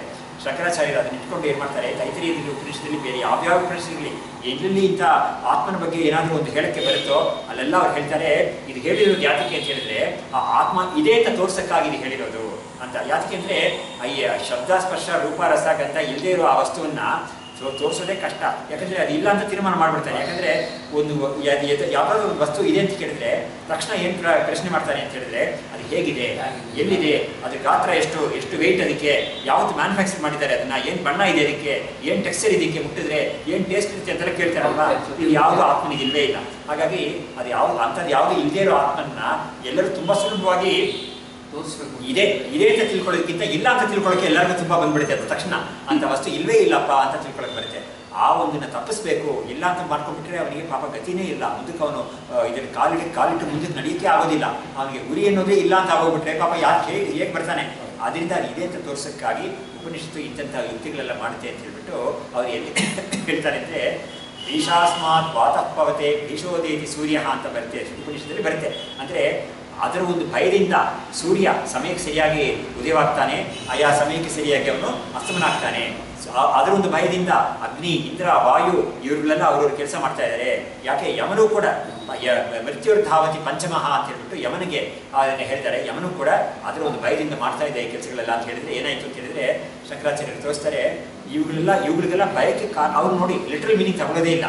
ಇದಕ್ಕೆ ಹೌದಪ್ಪ ಒಬ್ಬ ಇದ್ದಾನೆ, ಇವ್ರನ್ನೆಲ್ಲ ಅವನ ಕೆಲಸದ ಥರ ಮಾಡ್ತಾ ಇದ್ದಾರೆ ಅಂತ ಆ ಒಂದು ಇದಕ್ಕೆ ಹೋಗೋದೇ ಇಲ್ಲ. ಅವ್ರು ಹೇಗೆ ತೋರಿಸ್ತಾರೆ ಅಂದರೆ ಇವುಗಳಿಗೆಲ್ಲ ಭಯಕ್ಕೆ ಕಾರಣವಾಗಿರೋ ಒಂದು ವಸ್ತು ಇರಬೇಕಲ್ವಾ, ಆ ಖಂಡಿತ ಆ ವಸ್ತು ಇದೆ ಅಂತ ತೋರಿಸೋದಕ್ಕಾಗಿ ಶ್ರುತಿ ಇಲ್ಲಿ ಹೇಳ್ತಾ ಇದೆ. ಯಾಕಂದ್ರೆ ಆ ವಸ್ತು ನಮಗೆ ಕಣ್ಣಿಗೆ ಕಾಣಿಸಲ್ಲ, ಯಾವುದೇ ಒಂದು ಇದನ್ನು ಗುರುತು ಮಾಡೋಕ್ಕಾಗಲ್ಲ ಅದನ್ನ. ಆದ್ರಿಂದ ಅಂತ ಒಂದು ವಸ್ತು ಇದೆ ಅಂತ ತೋರ್ಸಕ್ಕಾಗಿ ಈ ತರ ಇವುಗಳೆಲ್ಲ ಅದ್ರ ಭಯದಿಂದ ಕೆಲಸ ಮಾಡುತ್ತೆ ಅಂತ ಹೇಳಿದ್ರೆ, ಓಹೋ ಆದರೆ ಇವುಗಳೆಲ್ಲ ಭಯಕ್ಕೆ ಕಾರಣವಾಗಿರೋ ಒಂದು ವಸ್ತು ಇದೆ ಅಂತ ನಮ್ಗೆ ಗೊತ್ತಾಗುತ್ತೆ ಅಂತ ಹಾಗೆ ತೀರ್ಮಾನ ಮಾಡ್ಬೇಕು ನಾವು ಅಂತ ಬರ್ತಾರೆ. ಈಗ ಇಲ್ಲಿ ಕೂಡ ಏನ್ ಮಾಡಿದ್ರು, ಈ ನಮ್ಮದೇ ಒಂದು ಅನುಭವಗಳೆಲ್ಲ ಇಟ್ಕೊಂಡು ಅಂತ ನಾವು ಮುಂಚೆ ಇದ್ದಿದ್ದೀವಿ ಅಂತ ತೀರ್ಮಾನ ಮಾಡೋಕ್ಕೆ ಅದನ್ನ ತೋರಿಸ್ಕೊಟ್ರು. ಇವಾಗ ಏನ್ ಮಾಡಿದ್ರು, ಮುಂದಕ್ಕೆ ಯುಕ್ತಿಯಿಂದಲೂ ಇದನ್ನ ತೀರ್ಮಾನ ಮಾಡ್ಬೋದು ಅಂತ ಹೇಳ್ಬಿಟ್ಟು ಅದನ್ನ ತೋರಿಸಿದ್ರು. ಎಲ್ಲಿ ಪೇಜ್ ನಂಬರ್ 156ರಲ್ಲಿ 56 ಕೊನೆಯ ಭಾಗದಲ್ಲಿದೆಯಲ್ಲ ಅದು ಪೇಜ್ 156 ಅಲ್ಲಿ ಆ ಯುಕ್ತಿಯಿಂದಲೂ ನಾವು ಇದನ್ನ ತೀರ್ಮಾನ ಮಾಡ್ಬೋದು ಅಂತ ಹೇಳಿದ್ರು. ಅದನ್ನು ನಾವು ಸ್ವಲ್ಪ ಭಾಗ ನಾವು ನೋಡಿದ್ವಿ, ಅದನ್ನು ನಾವು ಇನ್ನೊಂದ್ಸತಿ ಅದನ್ನು ಓದ್ಬಿಟ್ಟು ಮುಂದೆ ಪ್ರಾರಂಭ ಮಾಡಿದ್ದು. 156 156 ಕೊನೆ ಭಾಗ ಆ ಜಾಗದಲ್ಲಿ ನೋಡಿ, ಅನುಭವಾನುಸಾರೇಣ ಆತ್ಮನಃ ಸದ್ರೂಪತ್ವಂ ಉಕ್ತಂ ಯುಕ್ತಿಯಾಪಿ ತತ್ ಕಥಂ ತದ್ ವಕ್ತುಂ ಶಕ್ಯತೆ ಕಥಮಿತಿ ಚೇತ್ ಶೃಣು ವಯಂ ಇದಾನೀಂ ವಿದ್ಯಮಾನಾಃ ವಾ ನ ವಾ ವಿದ್ಯಮಾನಾಃ ಏವ ಇತಿ ವಕ್ತವ್ಯಂ ಅಹಂ ಯಃ ಅಸ್ಮಿ ಇತ್ಯ ಅನುಭವಾತ್ ಸರ್ವಸ್ಯ. ನೋಡಿ ಇವಾಗ ಯುಕ್ತಿಯಿಂದ ನೋಡಿ, ಶ್ರುತಿ ಅನುಭವ ಬೇರೆ ಯುಕ್ತಿ ಬೇರೆ, ಆದರೂ ಕೂಡ ಯುಕ್ತಿಯನ್ನು ಹೇಳುವಾಗಲೂ ಕೂಡ ಒಂದು ಸ್ವಲ್ಪ ಅನುಭವವನ್ನು ಸೇರಿಸ್ಕೊಂಡು ಹೇಳಬೇಕಾಗಿದೆ ಅಂತ ಹೇಳ್ಬಿಟ್ಟು ಹೇಳ್ತಾ ಇದ್ದಾರೆ. ನಾವು ಇವಾಗ ಇದ್ದೀವಾ ಇಲ್ವಾ ಅಂತ ನಾವು ಪ್ರಶ್ನೆ ಮಾಡ್ಕೊಂಡು 156 ಇದೆ ಶ್ರವಣವರೇ, 156 ಪೇಜ್ 156 156 ಕೊನೆಯ ಭಾಗ, ಅದರಲ್ಲಿ ಕೊನೆಯ ಭಾಗ. ಅವಾಗ ನಾವು ಇದ್ದೀವಾ ಇಲ್ವಾ ಅಂತ ನಾವೇ ನಮ್ಮನ್ನು ಪ್ರಶ್ನೆ ಮಾಡಿಕೊಂಡ್ರೆ ಖಂಡಿತ ನಾವು 156 ಅದ್ರಲ್ಲಿ ಕೊನೆ ಭಾಗ. ಸರ್ ನಾವು ಇದ್ದೀವಾ ಇಲ್ವಾ ಅಂತ ಪ್ರಶ್ನೆ ಮಾಡ್ಕೊಂಡ್ರೆ ನಾವು ಇದ್ದೀವಿ ಅಂತ ನಾವು ಹೇಳ್ತೀವಿ ಖಂಡಿತ. ನಮ್ಗೆ ಯಾರು ನಾವು ಇಲ್ಲ ಅಂತ ನಮ್ಗೆ ಯಾರೋ ಅನುಭವ ಬರ್ತಾ ಇಲ್ಲ. ಹಾಗಾಗಿ ಅದರಿಂದ ಗೊತ್ತಾಗುತ್ತೆ ನಾವು ಇರುವವರು ಇವಾಗ ಅಂತ. ವಿದ್ಯಮಾನಾಃ ವಯಂ ಶರೀರಿಣಃ ವಾ ನ ವಾ. ಸರಿ, ಇರೋ ನಾವು ಶರೀರ ಇದೆಯಾ ನಮಗೆ ಅಥವಾ ಇಲ್ವಾ ಅಂತ ನಾವು ಶರೀರ ಇರು ಅಂತ ಹೇಳಿದ್ರೆ ಏನು, ಜೀವರು ಅಂತ ಶರೀರ ಇರು ಅಂತ ಜೀವರು ಅಂದರೆ ಶರೀರೇ ಭವಃ ಶಾರೀರಃ ಅಂತ ಒಂದು ವ್ಯುತ್ಪತ್ತಿ ಇದೆ. ಶರೀರಿ ಅಂತ ಹೇಳಿದ್ರೆ ಶರೀರವನ್ನು ಉಳ್ಳವನು ಶರೀರಿ ಅಂತ. ಹಾಗಾಗಿ ನಾವು ಶರೀರವನ್ನು ಉಳ್ಳವರ ಇಲ್ವಾ ಅಂತ ನಾವನ್ನೇ ಪ್ರಶ್ನೆ ಮಾಡಿಕೊಂಡ್ರೆ ಶರೀರವನ್ನು ಉಳ್ಳವರೇ ಅಂತ ನಾವು ಹೇಳಬೇಕಾಗುತ್ತೆ. ಏವತಿ ನಿಶ್ಚಯ ಇದಂ ಶರೀರಂ ಕೇನ ಆಗತಂ ಕರ್ಮಣ ಏವತಿ ನಿಶ್ಚಯ. ಸರಿ, ಹಾಗಾದರೆ ಈ ಶರೀರ ಅನ್ನೋದು ಎಲ್ಲಿಂದ ಬಂತು ಅಂತ, ಹೇಗೆ ಬಂತು ಅಂತ ಕೇಳಿದರೆ ಕರ್ಮದಿಂದಲೇ ಬಂದಿದೆ ಅಂತ ಹೇಳಬೇಕಾಗಿದೆ. ಕರ್ಮ ಅಂತ ಒಂದು ಇಲ್ಲದೆ ಹೋದರೆ ಶರೀರ ಅಂತ ಬರ್ತಾನೆ ಇರಲಿಲ್ಲ. ಯಾಕಂದರೆ ಈ ಕರ್ಮ ಅನ್ನೋದು, ಶರೀರ ಅನ್ನೋದು ಕರ್ಮ ನಿಮಿತ್ತವಾಗಿ ಬಂದಿರೋದು, ಕರ್ಮವನ್ನು ಮಾಡೋಕ್ಕೂ ಬಂದಿರೋದು. ಎರಡು ಇದು ಪರ್ಪಸ್ಸು ಇರುತ್ತೆ. ಇದು ಪರ್ಪಸ್ ಅಂದರೆ ಈ ಶರೀರವನ್ನು 2 ಲಕ್ಷಣದಿಂದಲೂ ಹೇಳಬೇಕಾಗಿದೆ. ಯಾಕಂದರೆ ಇವರು ವಿದ್ಯಾರಣ್ಯರು ತುಂಬ ಚೆನ್ನಾಗಿ ಹೇಳಿದ್ದಾರೆ ಅದರಲ್ಲಿ ಪಂಚದಶಿಯಲ್ಲಿ. ಕುರ್ವತೆ ಕರ್ಮ ಭೋಗಾಯ ಕರ್ಮ ಕರ್ತುಂಚ ಮುಂಜತೆ ಅಂತ ಒಂದು ರೀಡಲ್ ಥರ ಹೇಳ್ತಾರೆ ಕೇಳಕ್ಕೆ. ಕುರ್ವತೆ ಕರ್ಮ ಭೋಗಾಯ, ಅವನು ಕರ್ಮ ಮಾಡ್ತಾನೆ. ಒಬ್ಬೊಬ್ಬರು ಕರ್ಮ ಮಾಡೋದು ಭೋಗಕ್ಕಾಗಿ ಕರ್ಮ ಮಾಡ್ತಾನೆ. ಆದರೆ ಭೋಗವನ್ನು ಯಾತಕ್ಕೆ ಮಾಡ್ತಾನೆ ಅಂತ ಹೇಳಿದ್ರೆ ಕರ್ಮ ಮಾಡೋಕ್ಕಾಗಿ ಭೋಗ ಮಾಡ್ತಾನೆ ಅಂತ ಹೇಳ್ತಾರೆ ಅವರು. ಏಕಪ್ಪ ಇದು ಅಂತ ಕೇಳಿದ್ರೆ ನಾವು ಇದನ್ನು ಇದು ಮಾಡ್ಕೋಬೋದು. ಕುರ್ವತೆ ಕರ್ಮ ಭೋಗಾಯ, ಅವನು ಕರ್ಮ ಮಾಡೋದು ಯಾತಕ್ಕೆ ಅಂತ ಹೇಳಿದ್ರೆ ಇವತ್ತು ಹಗಲೆಲ್ಲ ದುಡಿಯೋದು ಯಾತಕ್ಕೆ ಅಂತ ಹೇಳಿದ್ರೆ ರಾತ್ರಿ ನನಗೆ ಒಂದು ಸಂಬಳ ಸಿಗುತ್ತೆ, ಅದನ್ನ ಇಟ್ಕೊಂಡು ನಾನು ಏನಾದರೂ ಇದು ಅಡುಗೆ ಗಿಡಿಗೆ ಮಾಡ್ಕೊಂಡು ತಿನ್ಬೋದು ಅಂತ ಡೈಲಿ ವೇಜಸ್ ಅಂತ ಇರ್ತಾರಲ್ಲ ಅವ್ರ ಬಗ್ಗೆ ಅದನ್ನು ಹೇಳ್ಬೋದು. ಬಾಕಿ ಅವ್ರಿಗೆಲ್ಲ ತಿಂಗಳ ತನಕ ಅವ್ರು ಕೊನೆ ತನಕ ಯಾತಕ್ಕೆ ಅವರು ಕೆಲಸ ಮಾಡ್ತಾರೆ ಅಂದರೆ ತಿಂಗಳಾದ್ಮೇಲೆ 1ನೇ ತಾರೀಕು 2ನೇ ತಾರೀಕಲ್ಲಿ ಸಂಬಳ ಕೊಡ್ತಾರೆ, ಅದನ್ನ ಇಟ್ಕೊಂಡು ನಾನು ಮನೆಯಲ್ಲೆಲ್ಲ ಮಾಡ್ಕೋಬೋದು, ನಾನು ಸ್ವಲ್ಪ ಸುಖವಾಗಿರ್ಬೋದು ಅಂತ ತಿಳ್ಕೊಂಡು ಮಾಡ್ತಾನೆ. ಅದರಿಂದ ಕುರುವತೆ ಕರ್ಮ ಭೋಗಾಯ, ಭೋಗವನ್ನು ಇಟ್ಕೊಂಡು ಮನಸ್ಸಲ್ಲಿ ಇಟ್ಕೊಂಡು ಅವ್ನು ಕರ್ಮ ಮಾಡ್ತಾನೆ. ಸರಿ, ಆ ಭೋಗವನ್ನು ತಾನು ಯಾತಕ್ಕೆ ಮಾಡ್ತಾನೆ ಅಂತ ಹೇಳಿದ್ರೆ ಆ ಭೋಗವನ್ನು ಅವ್ನು ಮಾಡದೆ ಹೋದ್ರೆ ಮಾರನೇ ದಿವಸ ಕೆಲಸಕ್ಕೆ ಬರೋಕ್ಕಾಗೋದಿಲ್ಲ. ಆ ತಿಂದೇ ಹೋದ್ರೆ ನೆಕ್ಸ್ಟ್ ಡೇ ಕೆಲಸಕ್ಕೆ ಅವನು ಬರೋಕ್ಕಾಗೋದಿಲ್ಲ. ಅದರಿಂದ ಕರ್ಮಕರ್ತುಂಚ ಮುಂಜತೆ, ಭೋಗ ಯಾತಕ್ಕೆ ಮಾಡ್ತಾನೆ ಅಂತ ಹೇಳಿದ್ರೆ ಕರ್ಮವನ್ನು ಮಾಡೋಕ್ಕಾಗಿ ಭೋಗ ಮಾಡ್ತಾನೆ ಅಂತ ಹೇಳ್ಬಿಟ್ಟು ಈ ಥರ ಒಂದು ಸೈಕಲ್ ಇದು. ಈ ಸೈಕಲಿಂದ ನಾವು ಆಚೆ ಬರಬೇಕಾಗೋದೇ ಇಲ್ಲ. ಈ ಜ್ಞಾನ ಇಲ್ಲದೆ ಆಚೆ ಬರೋಕ್ಕಾಗೋದೇ ಇಲ್ಲ. ಆ ಸೈಕಲಲ್ಲೇ ತಿರುಗ್ತಾ ಇರ್ತಾನೆ, ಪ್ರತಿಯೊಬ್ಬನೂ ಕೂಡ ತಿರುಗ್ತಾನೆ ಅಂತ ಹೇಳ್ಬಿಟ್ಟು ಅದನ್ನು ನಾವು ತುಂಬ ಚೆನ್ನಾಗಿ ಹೇಳ್ತಾರೆ ಅವರು. ಹಾಗಾಗಿ ಇಲ್ಲೂ ಕೂಡ ಅದನ್ನು ಇವರು ಜ್ಞಾಪಿಸ್ತಾರೆ. ಅದು ಈ ಶರೀರ ಅನ್ನೋದು ಕೇನ ಆಗತಂ ಕರ್ಮಣ ಏವೈತಿ ನಿಶ್ಚಯ ತತ್ ಕರ್ಮ ಅಸ್ಮದೀಯಂ ವಾ ಅನ್ಯದೀಯಂ ವಾ ಇದು ವಿಚಾರ್ಯಮಾಣೆ ಅಸ್ಮದೀಯಂ ಏವೈತಿ ವಕ್ತವ್ಯಂ ಅಂತ ಹೇಳ್ಬಿಟ್ಟು ಹೇಳ್ತಾರೆ. ನೋಡಿ, ಆ ಕರ್ಮ ನೋಡಿ, ಕರ್ಮದಿಂದ ಶರೀರ ಬಂದಿದೆ. ಆ ಕರ್ಮ ಇನ್ನೊಬ್ಬರ ಕರ್ಮವೋ ನನ್ನ ಕರ್ಮವೋ ಅಂತ ಕೇಳಿ ಪ್ರಶ್ನೆ ಮಾಡ್ಕೊಂಡ್ರೆ ನಾವು ನನ್ನ ಕರ್ಮ ಅಂತಾನೆ ಹೇಳ್ಬೇಕಾಗುತ್ತೆ. ಯಾಕಂದ್ರೆ ಇನ್ನೊಬ್ಬರ ಕರ್ಮದಿಂದ ನನಗೆ ಇಂಥ ಶರೀರ ಬಂದಿರಲ್ಲ. ನನಗೆ ಈ ಶರೀರ ಬಂದಿರೋದು ಅವ್ನು ಯಾವುದೋ ಮಾಡಿರೋ ಕರ್ಮದಿಂದ ನನಗೆ ಈ ಶರೀರ ಬಂದಿರಲ್ಲ ಖಂಡಿತ.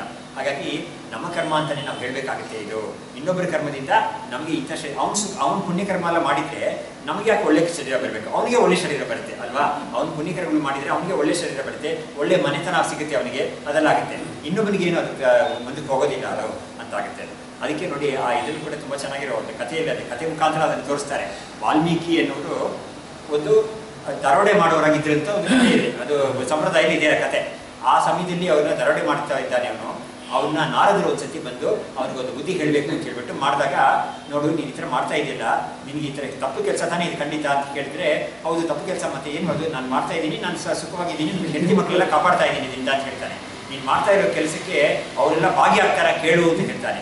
ಅವಾಗ ಅವ್ನು ಹೋಗಿ ಕೇಳಿದ್ರೆ, ಇಲ್ಲ ಇಲ್ಲ ನಾವೇನು ಭಾಗಿಯಾಗಲ್ಲ, ಇದಕ್ಕೆ ನೀನು ನಮ್ಮನ್ನು ಕಟ್ಕೊಂಡಿದ್ಯಾ, ಅದರಿಂದ ನೀನು ನಮ್ಮನ್ನು ಕಾಪಾಡೋದು ನಿನ್ನ ಹೊಣೆ ಮಾಡ್ತಾ ಇದ್ಯಾ ನೀನು. ಅದೇ ಥರ ದೊಡ್ಡ ಅವ್ನ ತಂದೆ ತಾಯಿಗಳು ಇರ್ತಾರೆ, ಅವ್ರುಗಳು ಹೇಳ್ತಾರೆ, ನಮ್ಮನೆಗೆ ನಾವು ನಿನ್ನ ಹೆತ್ತಿದ್ದೀವಿ, ಬೆಳೆಸಿದ್ದೀವಿ, ನೀನು ಅದು ಹೇಗೋ ಮಾಡ್ತೀಯ ಮಾಡಿ ನಮ್ಮನ್ನ ನೀನು ಕಾಪಾಡಬೇಕಾಗಿದೆ ಅಷ್ಟೇ ಹೊರತು ನೀನು ಮಾಡ್ತಾ ಇರೋ ತಪ್ಪಲ್ಲೋ ಇದರಲ್ಲಿ ನಮಗೇನು ಭಾಗ ಇಲ್ಲ ಅಂತ ಹೇಳ್ತಾರೆ ಅವರು.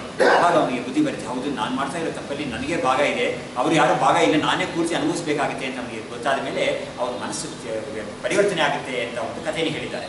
ಹೀಗೇ ಇಲ್ಲಿ ಕೂಡ ಅವರು ಇನ್ನೊಬ್ಬರ ಕರ್ಮದಿಂದ ನಮಗೇನು ಇಂಥ ಒಂದು ಶರೀರ ಬಂದಿದೆ ಅಂತ ಹೇಳೋಕ್ಕಾಗಲ್ಲ, ನಮ್ಮ ಕರ್ಮದಿಂದಲೇ ನಮಗೆ ಇಂಥ ಶರೀರ ಬಂದಿದೆ ಅಂತ ಒಪ್ಪಬೇಕಾಗಿದೆ, ಯುಕ್ತಿಪುರಸ್ಸರವಾಗೂ ಅದು ಒಪ್ಪಬೇಕಾಗುತ್ತೆ ಅಂತ ಹೇಳಿದರು.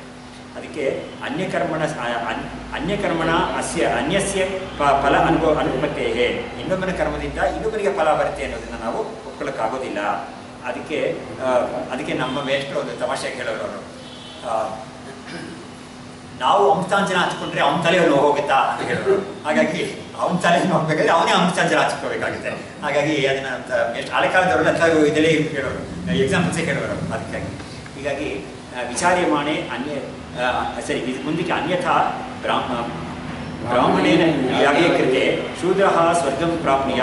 ನಿಜವರು ಏನಾಗುತ್ತೆ ಅಂದರೆ, ಯಾಗಗಳೆಲ್ಲ ಕಷ್ಟಪಟ್ಟು ಈ ಬ್ರಾಹ್ಮಣರು ಮಾಡ್ತಾರೆ, ಆದರೆ ಫಲ ಬಂದ್ಬಿಟ್ಟು ಶೂದ್ರರು ಬೇರೆ ಯಾರು ಇತರೆ ಅವರು ಹೊಂದ್ತಾರೆ ಅಂತ ಹೇಳಿದ್ರೆ ಅದು ಪೂರ್ತಿ ಮಾಡೋಕ್ಕಾಗಲ್ಲ. ಶ್ರುತಿ ಎಲ್ಲ ಕೂಡ ಏನು ತುಂಬ ಖಂಡಿತವಾಗಿ ಚೆನ್ನಾಗಿ ಮಾಡಿಬಿಟ್ಟಿದೆ ಅದನ್ನು, ಅವ್ರವ್ರು ಮಾಡಿದ ಕರ್ಮ ಅವ್ರವ್ರಿಗೆ ಫಲ ಅಂತ. ಹಾಗಾಗಿ ನೀನು ಕಷ್ಟಪಟ್ಟು ಒಂದು ವೇಳೆ ಇಲ್ಲ ಅವನು ಯಾಗ ಮಾಡೋ ಕರ್ಮದಲ್ಲಿ ನಾವು ಲೋಕಕ್ಷೇಮಾರ್ಥ ಅಂತೆಲ್ಲ ಹೇಳ್ತೀವಲ್ವ, ಇವಾಗ ಅದು ಕೂಡ ಏನು ತಪ್ಪಿಲ್ಲ. ಅವನು ಕಷ್ಟಪಟ್ಟು ಯಾಗ ಮಾಡ್ತಾನೆ, ಅದರಿಂದ ಇವ್ರಿಗೇನು ಫಲ ಇಲ್ಲವೇ ಇಲ್ಲ ಅಂತಲ್ಲ, ಅದಕ್ಕೆಲ್ಲ ಕೆಲಸ ಮಾಡಿ ಓಡಾಡಿರ್ತಾರಲ್ಲ ಎಷ್ಟೋ ಜನ, ಅದರಿಂದ ಅವರಿಗೆ ಪುಣ್ಯ ಬರುತ್ತೆ ಖಂಡಿತ. ಆದರೆ ಅವನಿಗೆ ಕರೆಕ್ಟ್ ಸಹಾಯ ಮಾಡಿರ್ತಾರೆ, ಎಲ್ಲ ಮಾಡಿರ್ತಾರೆ, ಧನ ಸಹಾಯ ಮಾಡಿರ್ತಾರೆ ಎಷ್ಟೋ ಜನ, ಅವ್ರಿಗೆಲ್ಲ ಕೂಡ ಪುಣ್ಯ ಇದೆ ಖಂಡಿತ. ಅದಕ್ಕೆ ಕೆಲಸತಿ ಫಂಕ್ಷನ್ಸ್ ಎಲ್ಲ ಮುಗಿದಾಗ ಕೊನೆಯ ದಿವಸ ವೋಟ್ ಆಫ್ ಥ್ಯಾಂಕ್ಸ್ ಇರ್ತಾರಲ್ಲ, ಅವಾಗ ಇದಕ್ಕೆ ಪರೋಕ್ಷವಾಗಿ ಪ್ರತ್ಯಕ್ಷವಾಗಿ ಇದಕ್ಕೆ ಮಾಡಿದ್ದಾರೆ ಎಲ್ಲರಿಗೂ ಕೂಡ ನಮ್ಮ ಧನ್ಯವಾದಗಳು ಅಂತ ಹೇಳ್ತಾರೆ. ಆ ಥರ ಇಲ್ಲೂ ಕೂಡ ಪರೋಕ್ಷವಾಗಿ ಅಪರೋಕ್ಷವಾಗಿ ಎಲ್ಲರೂ ಮಾಡಿರ್ತಾರೆ. ಹಾಗಾಗಿ ಅವ್ರಿಗೂ ಫಲ ಉಂಟು, ಆದರೆ ಮುಖ್ಯವಾದ ಫಲ ಇವನಿಗೆ ಸ್ವರ್ಗ ಫಲ ಅಂತ ಇದೆಯಲ್ಲ, ಅಂಥ ಫಲ ಎಲ್ಲ ಇವರಿಗೇನು ಬರೋದಿಲ್ಲ ಅಂತ ಹೇಳಿ ನಾವು ಮಾಡಬೇಕಾಗಿದೆ. ಹೀಗೆ ಪೂರ್ವಂ ಶುಕಮಹರ್ಷಿ ಕೃತ ಆತ್ಮಸಾಕ್ಷಾತ್ಕಾರೇಣ ಅಸ್ಮಾಕಂ ಸರ್ವೇಷಾಮಪಿ ವಿದೇಹ ಮುಕ್ತಿಫಲಂ ಸ್ಯಾತ್. ಹಾಗಾಗಿ ಶುಕಮಹರ್ಷಿಗಳು ಅವರು ಜನ್ಮಾಂತರದಿಂದ ಅವರು ಒಳ್ಳೊಳ್ಳೆ ಕರ್ಮಗಳೆಲ್ಲ ಮಾಡಿ ಅವರಿಗೆ ಆತ್ಮಜ್ಞಾನವನ್ನು ಪಡ್ಕೊಂಡ್ರು, ಆ ಒಂದು ಜನ್ಮದಲ್ಲಿ ಪಡ್ಕೊಂಡ್ರು ಅವರು. ಅದರಿಂದ ನಮಗೆಲ್ಲ ಕೂಡ ಆತ್ಮ ಸಾಕ್ಷಾತ್ಕಾರ, ನಮಗೆಲ್ಲ ವಿದೇಹ ಮುಕ್ತಿ ಬರುತ್ತೆ ಅಂತ ನಾವು ಕೇಳಬೇಕಾಗುತ್ತೆ. ಅದರಿಂದ ಅವರು ಏನು ಮಾಡಿದ್ರು, ಕರ್ಮಕಾಂಡದ ರೀತಿಯಾಗೂ ಎಕ್ಸಾಂಪಲ್ ಕೊಟ್ಟರು, ಜ್ಞಾನಕಾಂಡದ ರೀತಿಯಾಗೂ ಎಕ್ಸಾಂಪಲ್ ಕೊಟ್ಟರು. ಆ ಥರ ಎರಡು ರೀತಿಯಾಗೂ ಎಕ್ಸಾಂಪಲ್ ಕೊಟ್ಟರು. ಕರ್ಮಕಾಂಡ ರೀತಿ ಯಾವುದು ಯಾಗ ಯಜ್ಞ ಫಲ, ಅದು ಒಬ್ಬ ಮಾಡಿದ್ದು ಇನ್ನೊಬ್ಬರಿಗೆ ಬರಲ್ಲ ಅಂತ ಹೇಳಿದ್ರು. ಜ್ಞಾನಕಾಂಡದ ಪ್ರಕಾರ ಏನು, ಶ್ರವಣಮನ ನಿಧಿಧ್ಯಾಸನ ಮಾಡಿ ಆತ್ಮಜ್ಞಾನವನ್ನು ಸಂಪಾದನೆ ಮಾಡ್ಕೊಂಡಿದ್ದಾನೆ, ಅಪರೋಕ್ಷ ಜ್ಞಾನವನ್ನು ಸಂಪಾದನೆ ಮಾಡಿಕೊಂಡು ಮೋಕ್ಷವನ್ನು ಹೊಂದಿದ್ದಾನೆ. ಅವನು ಮಾಡಿದ್ದಕ್ಕೆ ಅವನಿಗೆ ಸಿಗುತ್ತೆ ಮೋಕ್ಷ. ಅವನು ಈ ಕಷ್ಟ ಎಲ್ಲ ಪಟ್ಟು ಅವನು ಇದೆಲ್ಲ ಮಾಡಿದ್ದಕ್ಕೆ ಇನ್ನೊಬ್ಬರಿಗೆ ಏನು ಮೋಕ್ಷ ಸಿಗಲ್ಲ, ಅದು ಅವರವರೇ ಮಾಡಬೇಕು. ಅದಕ್ಕೆ ಇದರಲ್ಲಿ ವಿವೇಚನೆ ಮಾಡಿದ್ದಕ್ಕೆಲ್ಲ ಇದು ಬರುತ್ತೆ. ನಾನು ಇವಾಗ ಹೇಳಿದ್ನಲ್ಲ, ಅಮೃತಾಂಜನ ಹೇಳಿದ್ನಲ್ಲ, ಅದೇ ಥರ ಅಲ್ಲೂ ಬರುತ್ತೆ. ಅದು ಅಲ್ಲಿ ಔಷಧ ಸೇವಾ ಅಂದರೆ ಔಷಧಿ ತಗೊಳ್ಳೋದು. ಇನ್ನೊಬ್ಬರ ಒಂದು ವ್ಯಾಧಿಗಾಗಿ ನಾವು ಔಷಧಿ ಸೇವೆ ಮಾಡಿದ್ರೆ ಏನು ಪ್ರಯೋಜನ ಇಲ್ಲ, ಅವರ ಒಂದು ವ್ಯಾಧಿಗೆ ಅವನೇ ಔಷಧ ಸೇವೆ ಮಾಡಬೇಕು ಅಂತ ಹೇಳ್ತಾನೆ. ಆಮೇಲೆ ಅದಕ್ಕೆ ಎಕ್ಸಾಂಪಲ್ ಏನು ಕೊಡ್ತಾರೆ ಅಂತ ಹೇಳಿದ್ರೆ, ಒಂದು ವೇಳೆ ತಂದೆ ಸಾಲ ತುಂಬ ಮಾಡಿಬಿಟ್ಟು ಸತ್ತೋಗ್ಬಿಟ್ಟಿದ್ದಾನೆ ಅಂತ ಇಟ್ಕೊಳ್ಳೋಣ. ಅವಾಗ ಮಕ್ಕಳು ಒಳ್ಳೆ ಮಕ್ಕಳಾಗಿದ್ದರೆ ಅವ್ರು ಏನು ಮಾಡ್ತಾರೆ, ನಮ್ಮ ತಂದೆಗೆ ಇದೆಲ್ಲ ಪಾಪ ಬರುತ್ತೆ, ಅವರಿಗೆ ಒಂದು ಒಳ್ಳೆ ಹೆಸರು ಬರಲಿ, ನೋಡಿದ್ರೆ ಅವ್ರು ಸತ್ತೋಗಿದ್ರು ಅವ್ರಿಗೆ ಒಳ್ಳೆ ಹೆಸರು ಬರಲಿ ಅಂತ ನಾವು ತೀರಿಸ್ತೀವಿ ಅಂತ ಹೇಳ್ಬಿಟ್ಟು ಕಷ್ಟಪಟ್ಟು ಅವ್ರು ತೀರಿಸ್ತಾರೆ ತಂದೆಗೆ ಮಾಡಿದ್ರು. ಅದನ್ನು ಬೇಕಾದರೆ ಇನ್ನೊಬ್ರು ಮಾಡ್ಬೋದು, ಮಾಡಿಯಾರೇನೋ, ಆದರೆ ಅವನಿಗೆ ಬಂದಿದ್ದ ಒಂದು ಹಸಿವು, ಬಾಯಾರಿಕೆ, ಆಮೇಲೆ ಈ ರೋಗ, ಇದನ್ನೆಲ್ಲ ಬಾಕಿ ಯಾರು ಏನು ಮಾಡೋಕ್ಕಾಗಲ್ಲ. ಅದಕ್ಕೆ ಏನಾದರೂ ಉಪಕಾರ ಮಾಡ್ಬೋದು ಅಷ್ಟೇ ಹೊರತು, ನನಗೆ ಹಸಿವಾಯಿತು ಅಂತ ಹೇಳ್ಬಿಟ್ಟು ನೀನು ಊಟ ಮಾಡಿದ್ರೆ ನನಗೇನು ಹಸಿವು ಹೋಗಲ್ಲ, ನನಗೆ ಬಾಯಾರಿಕೆ ಅಂತ ಹೇಳ್ಬಿಟ್ಟು ನೀರು ಕುಡಿದ್ರೆ ಏನು ಪ್ರಯೋಜನ ಆಗಲ್ಲ ನನಗೆ. ಅದೇ ಥರ ನನಗೆ ವ್ಯಾಧಿ ಬಂದರೆ ನಾನೇ ಅದಕ್ಕೆ ಔಷಧಿ ಸೇವೆ ಮಾಡಿಕೊಂಡು ಸರಿಪಡಿಸ್ಕೋಬೇಕು ಹೊರತು ಇನ್ನೊಬ್ಬರು ಯಾರು ಆ ವ್ಯಾಧಿ ಒಂದು ನೋವನ್ನು ಅವರು ತಗೊಳ್ಳೋಕ್ಕಾಗೋದಿಲ್ಲ, ಸ್ವೀಕಾರ ಮಾಡ್ಕೊಳಕ್ಕಾಗಲ್ಲ. ಆ ಥರ ಇಂಥ ಎಕ್ಸಾಂಪಲ್ಸ್ ಎಲ್ಲ ಅಲ್ಲೂ ಕೂಡ ಕೊಟ್ಟಿದ್ದಾರೆ. ಹೀಗೆ ತಸ್ಮಾತ್ ಅಸ್ಮದೀಯ ಕರ್ಮಣ ಏವ ಅಸ್ಮಾಕಮಿದಂ ಶರೀರಂ ಪ್ರಾಪ್ತಂ ಅಸ್ತಿ ಇತಿ ನಿಶ್ಚಯತೆ. ಅದರಿಂದ ನಮ್ಮ ಕರ್ಮದಿಂದಲೇ ನಮಗೆ ಈ ಶರೀರ ಬಂದಿದೆ ಅಂತ ನಾವು ತೀರ್ಮಾನ ಮಾಡ್ಕೋಬೇಕು.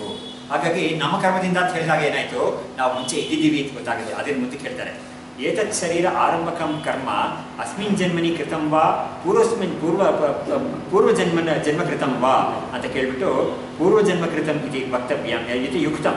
ಏತತ್ ಜನ್ಮ ಕೃತಸ್ಯ ಏತತ್ ಶರೀರಂ ಪ್ರತಿ ಪೂರ್ವಭಾವಿತ್ವ ಅಭಾವಾತ್ ಕಾರಣತ್ವ ಅನುಪತ್ತೇಹೇ. ನೋಡಿ, ಇವಾಗ ಈ ಶರೀರವನ್ನು ಪ್ರಾರಂಭ ಮಾಡೋಕ್ಕೆ ಒಂದು ಕರ್ಮ ಇರಬೇಕು. ನೋಡಿ, ಅದು ನಮ್ಮಲ್ಲಿ ಎಷ್ಟು ಗಹನಾ ಕರ್ಮಣೋ ಗತಿ ಅಂತ ಹೇಳಿದ್ದಾರೆ ಗೀತೆಯಲ್ಲಿ ಕೂಡ. ಈ ಕರ್ಮದ ಒಂದು ಗತಿ ಅಂದರೆ ಅದರ ಒಂದು ಹೋಗೋದು ಹೇಗೆ, ಅದರ ಒಂದು ಸ್ಥಿತಿಯ ಸ್ವರೂಪ ಏನು ಅನ್ನೋದು ತುಂಬ ಕಷ್ಟ, ಯಾರಿಗೂ ಗೊತ್ತಿಲ್ಲ, ಪರಮೇಶ್ವರನಿಗೆ ಮಾತ್ರ ಗೊತ್ತಿದೆ ಅಂತ ನಾವು ಹೇಳಬೇಕಾಗುತ್ತೆ. ಹಾಗಾಗಿ ಈ ಕರ್ಮ ನಮಗೆ ಎಷ್ಟೋ ಜನ್ಮಗಳು ಇದ್ದಿದೆ ಮುಂಚೆ. ಈ ಜನ್ಮ ಬಿಡೋದಕ್ಕೆ ಯಾವ ಕಾರಣ ಅಂತ ಕೇಳಿದರೆ, ಹಿಂದಿನ ಜನ್ಮದಲ್ಲಿ ಮಾಡಿದ ಕರ್ಮದ ಕಾರಣ ಅಂತ ನಮ್ಗೆ ಹೇಳೋಕ್ಕಾಗ ಬರೋದಿಲ್ಲ. ಯಾವುದೋ ಜನ್ಮದಲ್ಲಿ ಮಾಡಿರ್ಬೋದು. ಯಾಕಂದರೆ ಇದಕ್ಕೆ ಮುಂಚೆ ನಮಗೆ ಬಂದಿದ್ದ ಜನ್ಮ ಎಂಥದ್ದು ಅಂತ ನಮ್ಗೆ ಹೇಳಕ್ಕೆ ಬರಲ್ಲ. ಅದು ಮನುಷ್ಯ ಜನ್ಮವಾಗೇ ಇರಬೇಕು ಅಂತ ನಮಗೆ ಗ್ಯಾರಂಟಿ ಏನು, ಖಾತ್ರಿ ಏನು ಇಲ್ಲವೇ ಇಲ್ಲ. ಅದು ಒಂದು ಸಮಯ ಪ್ರಾಣಿ ಜನ್ಮವಾಗಿರ್ಬೋದು. ಪ್ರಾಣಿ ಜನ್ಮದಲ್ಲಿ ಮಾಡಿದ ಕರ್ಮಕ್ಕೆ ಬಂದ್ಬಿಟ್ಟು ಅದಕ್ಕೆ ಏನು ಫಲ ಏನು ಅದಕ್ಕೆ ಇಲ್ಲವೇ ಇಲ್ಲ. ಅದಕ್ಕೆ ಭೋಗ ಶರೀರವೇ ಇದಕ್ಕೆ. ಒಂದು ಹುಲಿ ಒಂದು ಜಿಂಕೆಯನ್ನು ಹೊಡೆದು ಸಾಯಿಸ್ಕೊಂಡು ತಿಂತು ಅಂತ ಹೇಳಿದ್ರೆ ಅದಕ್ಕೇನು ಪಾಪ ಬರಲ್ಲ. ಅಹಿಂಸೆ ಅನ್ನೋದೆಲ್ಲ ಹುಲಿಗೇನು ಅದೆಲ್ಲ ಇಲ್ಲವೇ ಇಲ್ಲ. ಯಾಕಂದರೆ ಆ ಒಂದು ಪ್ರಾಣಿ ಶರೀರವನ್ನು ತಗೊಂಡಿರೋದಕ್ಕೆ ಅದಕ್ಕೆ ಈ ಧರ್ಮಶಾಸ್ತ್ರ ಏನು ಅದಕ್ಕೆ ಒಂದು ಅಪ್ಲೈ ಆಗಲ್ಲ. ಅದಕ್ಕೆ ಅದರ ಒಂದು ಪ್ರಕೃತಿ ಥರ ಅದು ನಡ್ಕೊಳ್ಳುತ್ತೆ ಅಷ್ಟು ಹೊರತು ಮನುಷ್ಯರಿಗೆ, ಬುದ್ಧಿಜೀವಿಗಳಿಗೇನೆ, ಬುದ್ಧಿಜೀವಿ ಅಂದರೆ ಮನುಷ್ಯರಿಗೆ ಮಾತ್ರ, ಅವಳು ಬುದ್ಧಿಜೀವಿನೇ. ಹಾಗಾದ್ರೆ ಮನುಷ್ಯರಿಗೆ ಮಾತ್ರನೇ ಇದೆಲ್ಲ ಇರೋದು, ಧರ್ಮಗಳೆಲ್ಲ ಇರೋದು. ಹಾಗಾಗಿ ಅವನು ಹಿಂದೆ ಯಾವುದೋ ಒಂದು ಜನ್ಮದಲ್ಲಿ ಮಾಡಿರೋ ಪುಣ್ಯಕರ್ಮಗಳ ಒಂದು ಪರಿಪಾಕವಾಗಿ ಅವನಿಗೆ ಒಂದು ಮನುಷ್ಯ ಜನ್ಮ ಸಿಗುತ್ತೆ. ಅದಕ್ಕೆ ಮನುಷ್ಯಾಣಾಂ ಸಹಸ್ರೇಶು ಕಶ್ಚಿತ್ ಯತತಿ ಸಿದ್ಧಿ ಅಂತ ಇಲ್ಲಿ ಹೇಳಿದ್ರು. ಅಲ್ಲಿ ದುರ್ಲಭಂ ತ್ರೈಮೇವೈತತ್ ಇದು ಮನುಷ್ಯತ್ವ ಮುಮುಕ್ಷತ್ವಂ ಮಹಾಪುರುಷ ಸಂಶ್ರಯ ದೈವಾನುಗ್ರಹ ಹೇತುಕಂ. ದುರ್ಲಭಂ ತ್ರೈಮೇವೈತತ್ ದೈವಾನುಗ್ರಹ ಹೇತುಕಂ. ಈ ಮೂರು ವಿಷಯಗಳು ತುಂಬ ದುರ್ಲಭವಾದ್ದು, ಅದು ದೈವಾನುಗ್ರಹ ಇದರಲ್ಲಿ ಸಿಗುತ್ತೆ ಅಂತ ಹೇಳ್ಬಿಟ್ಟು ಅದು ಏನೇನು ಅಂತ ಕೇಳಿದ್ರೆ ಮನುಷ್ಯತ್ವ, ಮುಮುಕ್ಷತ್ವ, ಮಹಾಪುರುಷ ಸಂಶ್ರಯ ಅಂತ ಹೇಳ್ಬಿಟ್ಟು ಆ ಮೂರನ್ನು ಅಲ್ಲಿ ಗುರುತು ಮಾಡಿದ್ರು. ಹಾಗಾಗಿ ಈ ಜನ್ಮ ಶರೀರ ನಮಗೆ ಬಂದಿರೋದು ಹಿಂದೆ ಯಾವುದೋ ಜನ್ಮದಲ್ಲಿ ಮಾಡಿರೋ ಕರ್ಮಗಳ ಒಂದು, ಆಮೇಲೆ ಒಂದೇ ಜನ್ಮದಲ್ಲಿ ಮಾಡಿರೋ ಕರ್ಮಗಳು ಕೂಡ ಹೇಳಕ್ಕೆ ಬರಲ್ಲ. ಎಷ್ಟೋ ಜನ್ಮ ಕರ್ಮಗಳಲ್ಲಿ ಮಾಡಿರೋ ಪುಣ್ಯ ಅದು ಆದರೆ ಈ ಮನುಷ್ಯ ಜನ್ಮಕ್ಕೆ ಮಾತ್ರ ಏನು ಮಾಡಿದ್ದಾರೆ ಅಂತ ಹೇಳಿದ್ರೆ ಪುಣ್ಯ ಪಾಪ ಎರಡರ ಫಲವೂ ಇವನು ಸಮವಾಗಿ ಅನುಭವಿಸ್ತಾನೆ ಅಂತ ಮಾಡಿದ್ದಾರೆ. ಯಾಕಂದರೆ ಅತ್ಯಂತ ಪಾಪಕರ್ಮ ಅವನಿಗಿದ್ರೆ ಅದು ಪ್ರಾಣಿ ಪಕ್ಷಿ ಹುಳು ಕೀಟ ಇಂಥ ಜನ್ಮಗಳು ಬಂದ್ಬಿಡುತ್ತೆ. ಅದು ಅತ್ಯಂತ ಪುಣ್ಯಕರ್ಮ ಮಾತ್ರ ಇದೆ. ಆದರೆ ಮೆಜಾರಿಟಿಯಾಗಿ ತುಂಬ ಇದು ಓವರ್ವೆಲ್ಮಿಂಗ್ ಪುಣ್ಯಕರ್ಮ ಮಾತ್ರ ಇದ್ರೆ ಅವನಿಗೆ ದೇವಾದಿ ಶರೀರ ಸಿಕ್ಬಿಡುತ್ತೆ. ಅದು ಆದರೆ ಈ ಮನುಷ್ಯ ಶರೀರ ಮಾತ್ರ ಏನಂದರೆ ಎರಡು ಸೇರಿಕೊಂಡು ಸಮತೋಲನೆಯಲ್ಲಿ ಇರುತ್ತೆ ಅವನಿಗೆ ಅಂತ ಹೇಳಿದ್ದಾರೆ. ಆ ಕಾರಣದಿಂದಲೇ ಮನುಷ್ಯನ ಕೂಡಿರೋವನಿಗೆ ಕೂಡ ಸುಖ ದುಃಖ ಎರಡು ಕೂಡ ಸಾಮಾನ್ಯವಾಗಿ ಸಮತೋಲನೆಗೆ ಇರುತ್ತೆ. ಅದು ಒಂದು ಸುಖ ಬರುತ್ತೆ, ಆಮೇಲೆ ದುಃಖ ಬರುತ್ತೆ. ದುಃಖ ಬಂದು ಹೋದ್ಮೇಲೆ ಸುಖ ಬರುತ್ತೆ. ಅವನಿಗೆ ಈ ಥರ ಬಂದು ಹೋಗ್ತಾನೆ ಇರುತ್ತೆ. ಎಷ್ಟೇ ಹಣವಂತರ ಮನೆಯಲ್ಲಿ ಹುಟ್ಟಿದವನಾಗಲಿ ಇದ್ರೂ ಕೂಡ ಕೆಲವರಿಗೆ, ಕೆಲವು ಮಕ್ಕಳಾಗಿ ಮಗುವಾಗಿ ಹುಟ್ಟಿರ್ತಾನಲ್ಲ, ಅದಕ್ಕೆ ಏನೋ ಒಂದು ತುಂಬ ದೊಡ್ಡ ರೋಗ ಏನಾದರೂ ಬಂದಿರುತ್ತೆ. ಅದು ನನಗೆ ಒಂದು ಜ್ಞಾಪಕ ಇದೆ. ಇದರಲ್ಲಿ ಮುಂಚೆ ತಮಿಳು ಇದರಲ್ಲಿ ಸಿನಿಮಾ ಇದರಲ್ಲಿ ಅಶೋಕನ್ ಅಂತ ಒಬ್ಬ ಇದ್ದ ವಿಲನ್ ತುಂಬ ದೊಡ್ಡ ಹೆಸರು ಮಾಡ್ಕೊಂಡಿದ್ದ. ತುಂಬ ಬೇಕಾದಷ್ಟು ಸಿನಿಮಾಗಳಿಗೆ ನಿಲ್ಲಿಸಿದ್ದವನು. ಒಂದು 40 ವರ್ಷಕ್ಕೆ ಮುಂಚೆ ಇಟ್ಕೊಳ್ಳಿ ಆ ವಿಷಯ ಹೇಳ್ತಾ ಇರೋದು. ಅದು ನಮ್ಮ ಚಿಕ್ಕಮ್ಮನಿಗೆ ಒಂದು ಮಗುಗೆ ಈ ಪೋಲಿಯೋ ಅಂತ ಬಂದಿತ್ತು. ಅದಕ್ಕೆ ಆ ಕಾಲದಲ್ಲಿ ಕೂಡ ತುಂಬ ಎಲ್ಲ ಕಡೆಯೂ ಅದಕ್ಕೆ ಥೆರಪಿ ಎಲ್ಲ ಮಾಡೋಕ್ಕಾಗಲ್ಲ. ಅದಕ್ಕೆ ಫಿಸಿಯೋಥೆರಪಿ ಎಲ್ಲ ಎಲ್ಲೋ ಒಂದು ಕಡೆ ಮಾತ್ರ ಇರುತ್ತೆ. ಅದು ಆಂಧ್ರ ಮಹಿಳಾ ಸಭಾ ಅಂತ ಮೆಡ್ರಾಸಲ್ಲಿ ಒಂದಿದೆ. ಅವರು ಒಂದು ಧರ್ಮಸ್ಥಾಪನ, ಅವರು ದೊಡ್ಡ ಒಂದು ಬಿಲ್ಡಿಂಗ್ ಕಟ್ಟಿ ಇದಕ್ಕಾಗಿ ಒಂದು ಮಾಡಿ ತುಂಬ ಚೆನ್ನಾಗಿ ಮಾಡ್ತಾಯಿದ್ರು ಅವರು. ಅಲ್ಲಿ ನಮ್ಮ ಚಿಕ್ಕಮ್ಮ ಮಗುನ ಕರ್ಕೊಂಡು ಹೋಗೋರು. ಅವರು ಕರ್ಕೊಂಡು ಹೋಗೋರು. ಅವ್ರಿಗೆ ಹೇಳಿದ ವಿಷಯ ಏನು, ಆ ಅಶೋಕನ್ ನನಗೆ 2 ಮಕ್ಕಳಿಗೆ ಕೂಡ ಇಲ್ಲಿಂದ ಕೆಳಗಿದೆ ತನಕ ಅವನಿಗೆ ಮಾತ್ರವಾಗಿದೆ. ತುಂಬ ಹಣವಂತರು, ಎಲ್ಲ ಬೇಕಾದಷ್ಟು ಅನುಕೂಲ ಎಲ್ಲ ಇರೋರು. ಅವನಿಗೆ 2 ಮಕ್ಕಳಿಗೂ ಈ ಥರ ಆಗಿದೆ. ಅವರು ಕಾರಲ್ಲಿ ಕರ್ಕೊಂಡ್ಬರೋರು, ಆ ಮಗುನ ಕರ್ಕೊಂಡ್ಬಂದು ಅದನ್ನೆಲ್ಲ ಮಾಡಿಸ್ಕೊಂಡು ಹೋಗೋರು. ಅದಕ್ಕೆ ಹೇಳಿದೆ ಅಂದರೆ ಹನುಮಂತರ ಮಗ ಅದರಲ್ಲಿ ಕೂಡ ಒಂದು ಪುಣ್ಯ ಇದೆ ಅಂತ ಹೇಳಬೇಕು. ನೋಡಿ, ಆ ಮಗುಗೆ ಅಂಥ ಒಂದು ರೋಗ ಬಂದಿದ್ರು ಕೂಡ ಅದಕ್ಕೆ ಚಿಕಿತ್ಸೆ ಮಾಡ್ಕೊಳ್ಳೋಕ್ಕೆ ಅವರಿಗೆ ಶಕ್ತಿ ಇದೆ. ಅದಕ್ಕೆ ಈ ಥರ ಒಂದು ಅನುಕೂಲ ಇದೆ. ಕಾರಲ್ಲಿ ಬಂದು ಹೋಗೋ ಅನುಕೂಲ ಇದೆ. ನಮ್ಮ ಚಿಕ್ಕಮ್ಮ ಕೊಡೆ ಇಟ್ಕೊಂಡು ಇದು ಮಾಡಿಕೊಂಡು ಬಿಸಿಲಲ್ಲಿ ಮಳೆಯಲ್ಲೆಲ್ಲ ಬಸ್ ಇಟ್ಕೊಂಡು ಈ ಮಗನ ಹೊತ್ಕೊಂಡು ಹೋಗೋರು. ಬಸ್ಸಲ್ಲಿ ಅವ್ರು ಆಟೋ ರಿಕ್ಷಾ ಮಾಡ್ಕೊಳ್ಳೋಕ್ಕೆ ಅವಾಗ ಯೋಗ್ಯತೆ ಇಲ್ಲ, ಸಂಪಾದನೆ ಅಷ್ಟೊಂದಿಲ್ಲ. ಈಗೆಲ್ಲ ಮಾಡ್ಕೊಂಡಿದ್ರು. ಅವರಿಗೆ ಕಾರಲ್ಲಿ ಬಂದು ಹಿಡಿಯೋದು ಆಗೋದು, ಆಳುಗಳು ಕಲಿಸೋದ್ರ ಜೊತೆಗೆ ಇದೆಲ್ಲ ಮಾಡೋದು. ಆಗಿದ್ರೂ ಕೂಡ 2 ಸೇರ್ಕೊಂಡಿದೆ ಅಂತ ಅದಕ್ಕೆ ಹೇಳಿದಾರೆ. ದುಃಖದ ಜೊತೆಗೆ ಸುಖ ಸೇರ್ಕೊಂಡಿರುತ್ತೆ ಅಂತ ಇದಕ್ಕೆ. ಈ ಮಗುಗೆ, ಚಿಕ್ಕಮ್ಮನ ಮಗುಗೆ ತಾಯಿ ಒಂದು ಇದು ಪ್ರೇಮೆಯಿಂದ ತಾಯಿ ಅದನ್ನು ಕಾಪಾಡೋಕ್ಕೆ ಅವಳು ಇದ್ದಾಳಲ್ಲ, ಅದು ಇಲ್ಲದೆ ಹೋಗಿದ್ರೆ ಆ ಮಗುಗೆ ಪಾಲು ಕಷ್ಟ ಏನಾಗ್ತಾ ಇತ್ತು. ಯಾರಿಗೆ ಗುಣ ಆಯಿತು. ಸ್ವಲ್ಪ ವರ್ಷ ಎಲ್ಲ ಮಾಡಿ ಅದಕ್ಕೆ ಪೂರ್ತಿ ಗುಣ ಏನಾಗಲಿಲ್ಲ, ಒಂದು ರೀತಿ ಬರುತ್ತೆ. ಆ ಮಕ್ಕಳಿಗೆ ಮೆಂಟಲಿ ಕೂಡ ಹ್ಯಾಂಡಿಕ್ಯಾಪ್ ಇತ್ತು ಅಂತ ಕಾಣುತ್ತೆ ನನಗೆ. ಆ ಥರ ಎಲ್ಲ ಇತ್ತು. ಇವಳಿಗೆ ಆ ಥರ ಮೆಂಟಲ್ ಹ್ಯಾಂಡಿಕ್ಯಾಪ್ ಇತ್ತು ನಮ್ಮ ಚಿಕ್ಕನ ಮಗಳಿಗೆ. ಮದುವೆಯಾಗಿ ಮಗ ಇದ್ದಾನೆ, ನಮಗೆ ಚೆನ್ನಾಗಿದ್ದಾಳೆ. ಆದರೂ ಕೂಡ ಇದಕ್ಕೆ ಅವಳು ಕ್ಯಾರಿ ಹಾಕೊಳ್ಳೇಬೇಕು. ಕಾಲಿಗೆ ಅದು ಹಾಕೊಂಡೇ ಆಚೆ ಎಲ್ಲ ಹೋಗೋಕ್ಕಾಗುತ್ತೆ. ಅದು ಇಷ್ಟು ಇವಾಗ ಅವಳಿಗೆ ಇವಾಗ 45-50 ವರ್ಷ ಆಗಿದ್ರು ಕೂಡ 50 ವರ್ಷಕ್ಕೆ ಮೇಲಾಗಿದ್ರು ಕೂಡ ಇದೆಲ್ಲ ಬೇಕೇ ಬೇಕಾಗುತ್ತೆ. ಆದರೆ ಅದು ಮಾಡದೇ ಹೋಗಿದ್ರೆ ಅವರು ಬೆಟ್ಟಡಲ್ಲೇ ಆಗ್ತಾ ಇದ್ರು. ಮಾಡಿದ್ರಿಂದ ಈ ಥರ ಒಂದು ಸ್ಥಿತಿಗೆ ಇರ್ತಾ ಇತ್ತು. ಹಾಗಾಗಿ ಆ ಕಾಲಿಗೆ ಏನೋ ಶಕ್ತಿ ಬರ್ತಾ ಇರಲಿಲ್ಲ. ಅದು ಯಾವ್ದಕ್ಕೆ ಹೇಳಿದ್ರೆ ಈ ಸುಖ ದುಃಖ ಎರಡೂ ಕೂಡ ಮನುಷ್ಯನ ಒಂದು ಇದಕ್ಕೆ ಬರುತ್ತೆ ಇರುತ್ತೆ ಅಂತ ಹೇಳಿದ್ದಾರೆ. ಅದು ಶಾಸ್ತ್ರದಲ್ಲಿ ಹೇಳಿರೋ ವಿಷಯವೇ. ಇವಾಗ ಮುಂದಕ್ಕೆ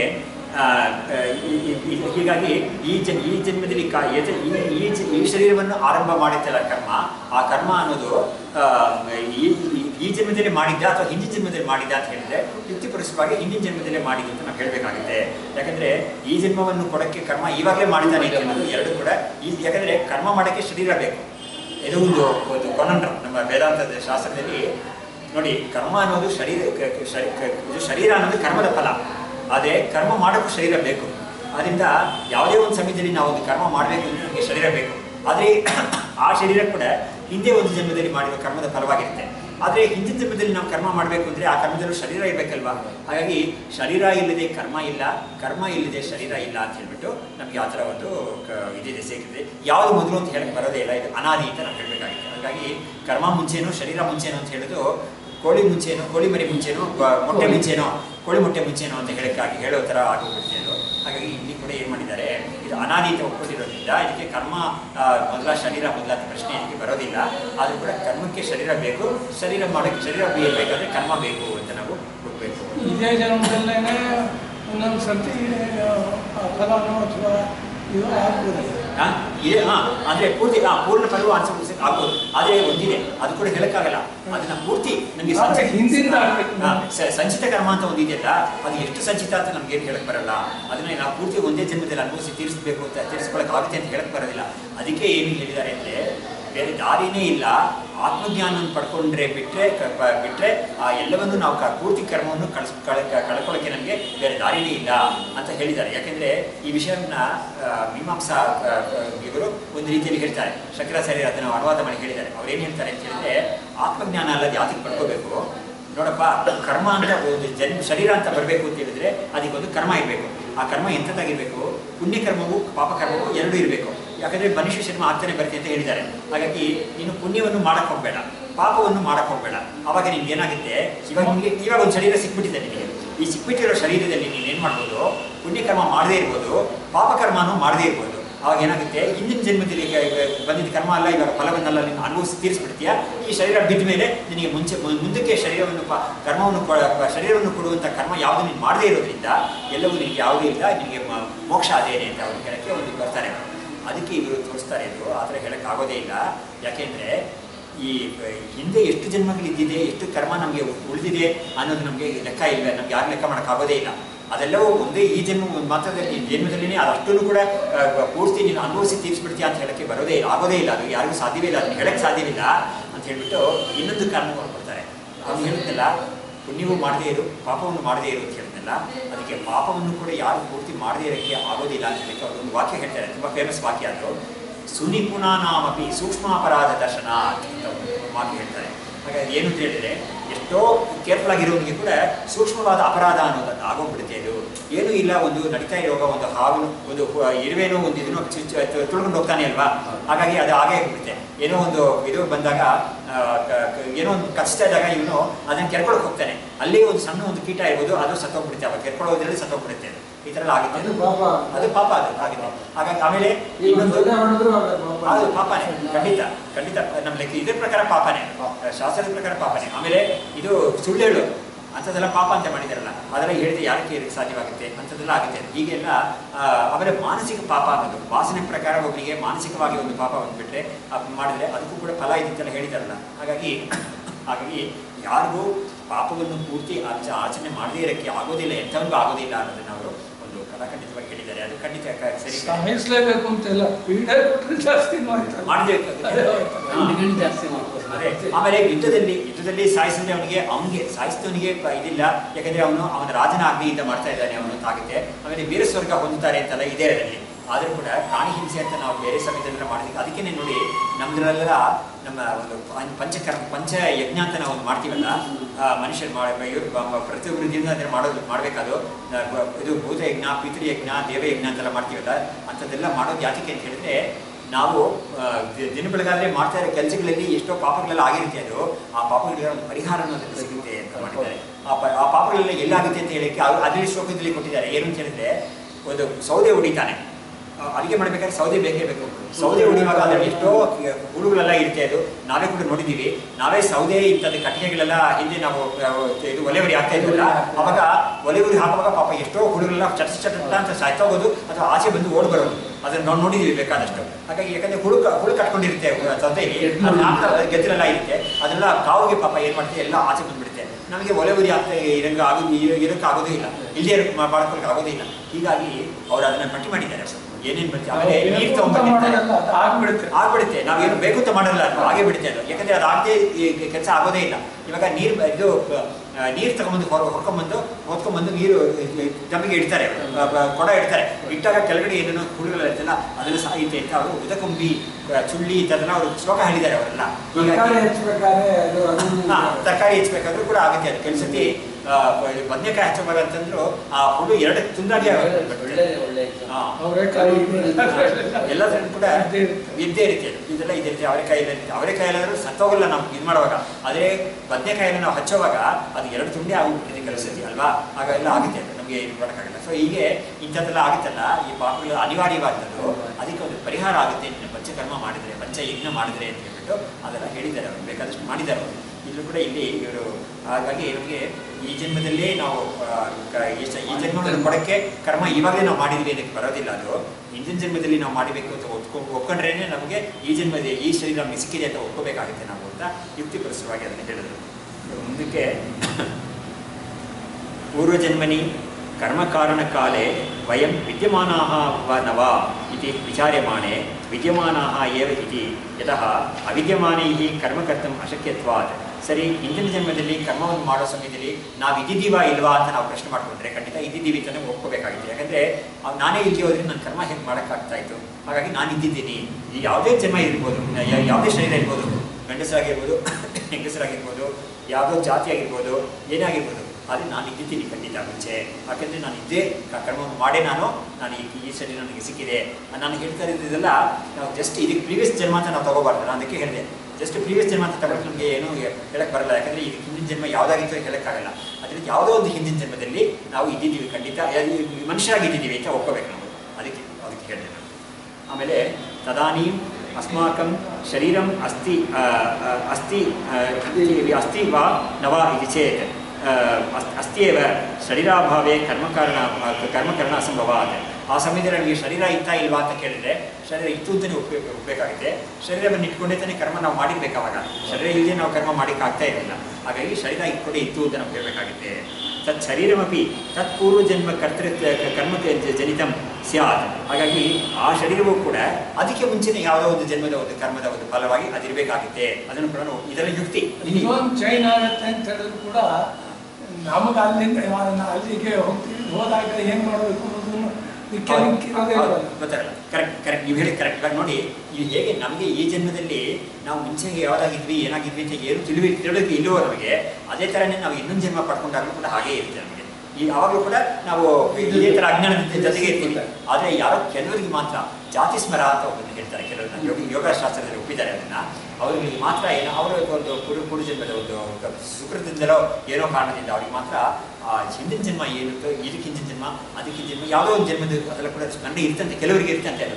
ಆಮೇಲೆ ಕೆಲವರಿಗೆ ಇದಕ್ಕೆ ಮುಂದೆ ಏನು ಬರುತ್ತೆ ಅಂತ ಕೂಡ ಜನ್ಮ ಇದು ಇರ್ತಂತೆ, ಕೆಲವರಿಗೆ ಆ ಒಂದು ಜ್ಞಾನ ಇರ್ತಂತೆ. ಆಮೇಲೆ ಕೆಲವು ಯೋಗಿಗಳಿಗೆ ಇನ್ನೊಬ್ಬನ ಕುರಿತು ಅವನು ಹಿಂದೆ ಏನಾಗಿದ್ದ ಅಂತ ಹೇಳಕ್ಕೆ ಕೂಡ ಆಗುತ್ತೆ ಅನ್ನೋದು ಯೋಗಶಾಸ್ತ್ರದಲ್ಲಿ ಒಪ್ಪಿದ್ದಾರೆ. ಅದೆಲ್ಲ ಇಲ್ಲ ಅಂತ ಹೇಳೋಕ್ಕಾಗಲ್ಲ. ಆದರೆ ಎಲ್ಲರಿಗೂ ಬಹುತೇಕ ಜನಗಳಿಗೆ ಅದಿರೋದಿಲ್ಲ, ಅಂಥ ಜನ್ಮ ಅಂಥ ಒಂದು ಜ್ಞಾನ ಇರೋದಿಲ್ಲ ಅವರಿಗೆ. ಅದರಿಂದ ಇವರು ಹೇಳ್ತಾರೆ ನಾವು ಮುಂದಿನ ಜನ್ಮದಲ್ಲಿ ಪಡ್ಕೊಂಡ್ರು ಕೂಡ ಆ ಜನ್ಮದಲ್ಲಿ ಕೂಡ ನಮಗೆ ಇವಾಗ ಈ ಜನ್ಮದಲ್ಲಿ ನಾವು ಹೀಗೆ ಇದ್ದಿದ್ದೀವಿ ಅಂತ ನಮಗೆ ಜ್ಞಾಪಕ ಏನು ಇರೋದಿಲ್ಲ ಅವಾಗ. ಆ ಥರ ಆಗುತ್ತೆ. ಆ ಥರ ಯೋಗಿಗಳು ಈಗ ಇಲ್ಲ ಅನ್ಸುತ್ತೆ. ಯಾರೋ ಇರ್ತಾರೆ ಖಂಡಿತ. ಅದಕ್ಕೆ ಯಾಕೆ ಯೋಚನೆ ಮಾಡಬೇಕು ಅನ್ಕೋತಾರೆ ಸಾಮಾನ್ಯ ಯೋಗಿ. ಅದು ಆ ಥರ ಗೊತ್ತಾಗದೇ ಇರೋದ್ರಿಂದ ನಾವೇ ಅದಕ್ಕೆ ಮುಂದಿನ ಜನ್ಮ ನೋಡ್ಕೋಬೇಕು ಅಂತ ತಿಳ್ಕೊಂಡ್ರೆ ಅಟ್ಲೀಸ್ಟ್ ಈಗಿನ ಇದ್ರು ನಾನು ಮುಂದೆ ಭಾವನೆ ಮಾಡ್ಕೊಂಡು ಅವ್ರು ಕಲ್ತ್ಕೋಬಹುದು. ಏನ್ ಮಾಡಿದ್ದಾರೆ, ಶಾಸ್ತ್ರದ ಪ್ರಮಾಣವನ್ನು ಇಟ್ಕೊಂಡು ಶಾಸ್ತ್ರ ಯುಕ್ತಿ ಎಲ್ಲ ತೋರಿಸ್ಕೊಟ್ಟಿದ್ದಾರೆ. ಇದನ್ನ ಇಟ್ಕೊಂಡು ನೀನು ಮುಂದಿನ ಜನ್ಮ ನಿಮಗೆ ಒಳ್ಳೇದೇ ಆಗಬೇಕು, ಒಳ್ಳೆ ಕರ್ಮವನ್ನೇ ನೀನು ಮಾಡು ಅಂತ ಒಂದು ಇದು ಮಾಡ್ಕೊಳ್ಳಿ. ಅಥವಾ ಜನ್ಮವೇ ಬೇಡ ಅಂತ ಮಾಡ್ಕೊಳ್ಳೋಕ್ಕೆ ಆತ್ಮಜ್ಞಾನವನ್ನು ಪಡ್ಕೊಂಡ್ಬಿಟ್ಟು ನೀನು ಎಷ್ಟಾದರೂ ಕಷ್ಟಪಟ್ಟು, ಆಮೇಲೆ ಆತ್ಮಜ್ಞಾನವನ್ನು ಪಡ್ಕೊಳ್ಳೋಕ್ಕೆ ನೀನು ಒಂದು ಪ್ರಯತ್ನ ಮಾಡಿಬಿಟ್ರೆ ಅದು ನಿನಗೆ ಮುಂದಿನ ಜನ್ಮ ಬಂದ್ಬಿಟ್ಟು ಅಲ್ಲೂ ನಿನಗೆ ಪ್ರಯತ್ನ ಮುಂದಕ್ಕೆ ಬರುತ್ತೆ. ಅದು ಅದರಿಂದ ಏನು ವೇಸ್ಟ್ ಆಗೋದಿಲ್ಲ ಖಂಡಿತ ಅನ್ನೋ ಗೀತೆಯಲ್ಲಿ ಬಂದಿದೆ ಅದು ಖಂಡಿತ. ಅದರಿಂದ ಸ್ವಲ್ಪಮೊಪ್ಪಿಸಿ ಧರ್ಮಸ್ಯ ತ್ರಾಯತೆ ಮಹತ್ವ ಭಯಾತ್. ಆಮೇಲೆ ಯೋಗ ಭ್ರಷ್ಟ ಅಂತ ಒಂದು ಆಜ್ಞೆ ಅಧ್ಯಾಯದಲ್ಲಿ ಬಂದಿದೆ ಅದು. ಅದನ್ನು ಕೇಳಿದ್ದಕ್ಕೆ ಅವ್ನು ಹೇಳ್ತಾನೆ, ಕೃಷ್ಣ ಈ ಜನ್ಮದಲ್ಲಿ ಒಬ್ಬ ಈ ಇದಕ್ಕಾಗಿ ಪ್ರಯತ್ನ ಮಾಡ್ತಾನೆ, ಆದರೆ ಅವನು ಪ್ರಾಣ ಹೋಗೋಕ್ಕೆ ಮುಂಚೆ ಅವನು ಇದರ ಸಿದ್ಧಿಯನ್ನು ಪಡ್ಕೊಂಡಿರಲ್ಲ, ಇದರ ಫಲವನ್ನು ಪಡ್ಕೊಂಡಿಲ್ಲ, ಅವನ ಗತಿ ಏನಾಗುತ್ತೆ ಅಂತ ಕೇಳಿದಾಗ ಹೇಳ್ತಾನೆ ಅವನ ಗತಿ ಏನು ದುರ್ಗತಿ ಏನಾಗಲ್ಲ, ಅವನಿಗೆ ಒಳ್ಳೆ ಗತಿನೇ ಸಿಗುತ್ತೆ ಅದು. ಆಮೇಲೆ ಮುಂದಿನ ಜನ್ಮದಲ್ಲಿ ಅವನಿಗೆ ಅದಕ್ಕೆ ಅನುಕೂಲವಾಗಿರೋ ಒಂದು ಮನೆಯಲ್ಲಿ ಮನೆತನ ಸಿಗುತ್ತೆ ಅವನಿಗೆ, ಇದಕ್ಕೆಲ್ಲ ಅನುಕೂಲವಾಗಿರೋ ಒಂದು ವಾತಾವರಣ ಸಿಗುತ್ತೆ ಅವನಿಗೆ. ಅದರಲ್ಲಿ ಅವನು ಎಲ್ಲಿ ನಿಲ್ಲಿಸಿದಾನೋ ಅದರಿಂದ ಮುಂದಕ್ಕೆ ಅವನು ಕರ್ಕೊಂಡು ಹೋಗುತ್ತೆ ಅವನ್ನ ಅಂತ ಹೇಳ್ಬಿಟ್ಟು ಅದೆಲ್ಲ ಹೇಳಿದ್ದಾನೆ. ಹಾಗಾಗಿ ನಮಗೆ ಅದಕ್ಕೆಲ್ಲ ಇದೆ ಬಲ ಇದೆ ನಮಗೆ. ರಾಮಾಯಣದಲ್ಲಿ ರಾವಣನಿಗೆ ಸೀತೆ ಮತ್ತು ಹನುಮಂತ ಇಬ್ಬರೂ ನೀನು ಭಾಳ ತಪಸ್ಸೆಲ್ಲ ಮಾಡಿ ಏನೋ ಭೋಗ ಎಲ್ಲ ಮಾಡಿದೀಯಾ, ಆದರೆ ನೀನು ಈಗ ಮುಗಿದೋಯ್ತದೆಲ್ಲ, ಇನ್ನು ನೀನು ಪಾಪಕರ್ಮಗಳು ಬರುತ್ತೆ, ಆದ್ದರಿಂದ ಅದು ಇದರಲ್ಲಿ ಡಿಡಕ್ಟ್ ಆಗೋಲ್ಲ, ಕಡಿಮೆ ಆಗಲ್ಲ, ಅದನ್ನು ಪ್ರತ್ಯೇಕವಾಗಿ ಅನುಭವಿಸ್ಬೇಕಾಗುತ್ತೆ ಅಂತ ಹೇಳ್ತಾರೆ. ಒಂದು ಭಾಗ ಮಾತ್ರ ಬೇರೆ ಇರುತ್ತೆ. ಪಾಪದ್ದು ಪುಣ್ಯದ್ದು ಬಂದೇ ಬರುತ್ತೆ, ಅದು ಪುಣ್ಯದ್ದು ಬರುತ್ತೆ. ಇದು ಆದ್ಮೇಲೆ ಅವನಿಗೆ ಅದು ಬರುತ್ತೆ ಅಂತ ಹಾಗೆ ಆಗ್ತದೆ. ಅದಕ್ಕೆ ಒಂದು ಪುಣ್ಯಕರ್ಮ ಅಂತ ಒಂದು ಸಂತೋಷ ಅನ್ನೋದು ಬಂದ ಮೇಲೆ ಆ ಪಾಪಕರ್ಮದ ಒಂದು ಫಲ ಕೊಡೋಕ್ಕೆ ಶುರು ಮಾಡಿದಾಗ ಆ ಒಂದು ಕಷ್ಟವನ್ನು ಬೇಕೇ ಬೇಕಾಗುತ್ತೆ ಅಂತ ಅದರಿಂದ ತಪ್ಪಿಸ್ಕೊಳ್ಳೋಕ್ಕಾಗೋದೇ ಇಲ್ಲ ಅಂತ ಆಗುತ್ತೆ ಅದು. ಹೀಗೆ ಸ್ಯಾತ್ ಏವಮೇವ ವಿಚಾರ್ಯಮಾಣೆ ಕರ್ಮಣಃ ಶರೀರಸ್ಯ ಚ ಬೀಜಾಂಕುರವತ್ತೆ, ಅದೇ ಹೇಳಿಲ್ಲ, ಬೀಜಾಂಕುರವತ್ತೆ ಪ್ರವಾಹರೂಪೇಣ ಅನಾದಿತ್ವಂ ಸಿದ್ಧಂ ತತಃ ಆತ್ಮನಃ ಮುಖ್ಯತಃ ಸ್ವರೂಪೇಣೈವ ಅನಾದಿತ್ವಂ ಸಿದ್ಧಂ. ಹೀಗೆ ನಾವು ವಿಚಾರ ಮಾಡಿದಾಗ ಏನಾಗುತ್ತೆ ಅಂತ ಹೇಳಿದರೆ, ಬೀಜಾಂಕುರವತ್ತೆ, ಒಂದು ಬೀಜ ಇದೆ, ಬೀಜದಿಂದ ಒಂದು ಅಂಕುರ ಬರುತ್ತೆ, ಅಂಕುರದಿಂದ ಮತ್ತೆ ಒಂದು ಬೀಜ ಬರುತ್ತೆ, ಅದರಿಂದ ಒಂದು ಅಂಕುರ ಬರುತ್ತೆ ಅಂತ ಹೇಳ್ಬಿಟ್ಟು ಅದರ ಒಂದು ಸತತವಾಗಿ ಒಂದು ಅನಾದಿತ್ವ ಅಂತ ನಾವು ಹೇಗೆ ಹೇಳ್ತೀವೋ, ಅಥವಾ ಇವಾಗಿರೋ ಒಂದು ಅಂಕುರ ಅಂದರೆ ಗಿಡ ತಗೊಳ್ಳೋಣ, ಗಿಡ ಆದ ಮರ ತಗೊಳ್ಳೋಣ, ಅದಕ್ಕೆ ಹಿಂದೆ ಒಂದು ಬೀಜ ಕಾರಣವಾಗಿದೆ, ಆ ಬೀಜಕ್ಕೆ ಕಾರಣವಾಗಿ ಒಂದು ಮರ ಇದ್ದಿದೆ, ಆ ಮರಕ್ಕೂ ಕಾರಣವಾಗಿ ಒಂದು ಬೀಜ ಇದ್ದಿದೆ ಅಂತ ನಾವು ಹೇಳ್ಕೊಂಡು ಹೋಗ್ಬೋದು. ಹೀಗೆ ನಮಗೆ ಒಂದು ಅನಾದಿತ್ವ ಸಿದ್ಧವಾಗುತ್ತೆ ನಮಗೆ ಅಂತ ಹೇಳ್ಬಿಟ್ಟು, ಹೀಗೆ ನಮಗೆ ಆತ್ಮನಿಗೆ ಮುಖ್ಯತಃ ಶರೀರಕ್ಕೆ ನಮಗೆ ಕರ್ಮಕ್ಕೆ ಮತ್ತು ಶರೀರಕ್ಕೆ ನಮಗೆ ಅನಾದಿತ್ವ ಅಂತ ಹೇಳ್ಬೋದು.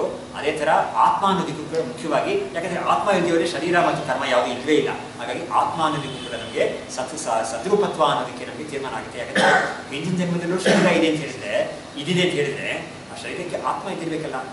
ಅದಕ್ಕೆ ಹಿಂದೆ ಒಂದು ಶರೀರ, ಯಾವುದೇ ಶರೀರ ಆಗಲಿ, ಪ್ರಾಣಿ ಪಕ್ಷಿ ಯಾವುದೇ ಆಗಲಿ ಪರವಾಗಿಲ್ಲ, ಅದಕ್ಕೂ ಆತ್ಮ ಇರಬೇಕಲ್ಲ. ಹಾಗಾಗಿ ಆತ್ಮ ಅನ್ನೋದು ಯಾವತ್ತೂ ಇದ್ದೇ ಇದೆ ಅಂತ ಹೇಳೋಕ್ಕೆ ನಮಗೆ ಈ ಯುಕ್ತಿಗಳೆಲ್ಲ ತೋರಿಸ್ಕೊಂಡು ಶರೀರದ ಮುಖಾಂತರ ಹೇಳಿದ್ರು.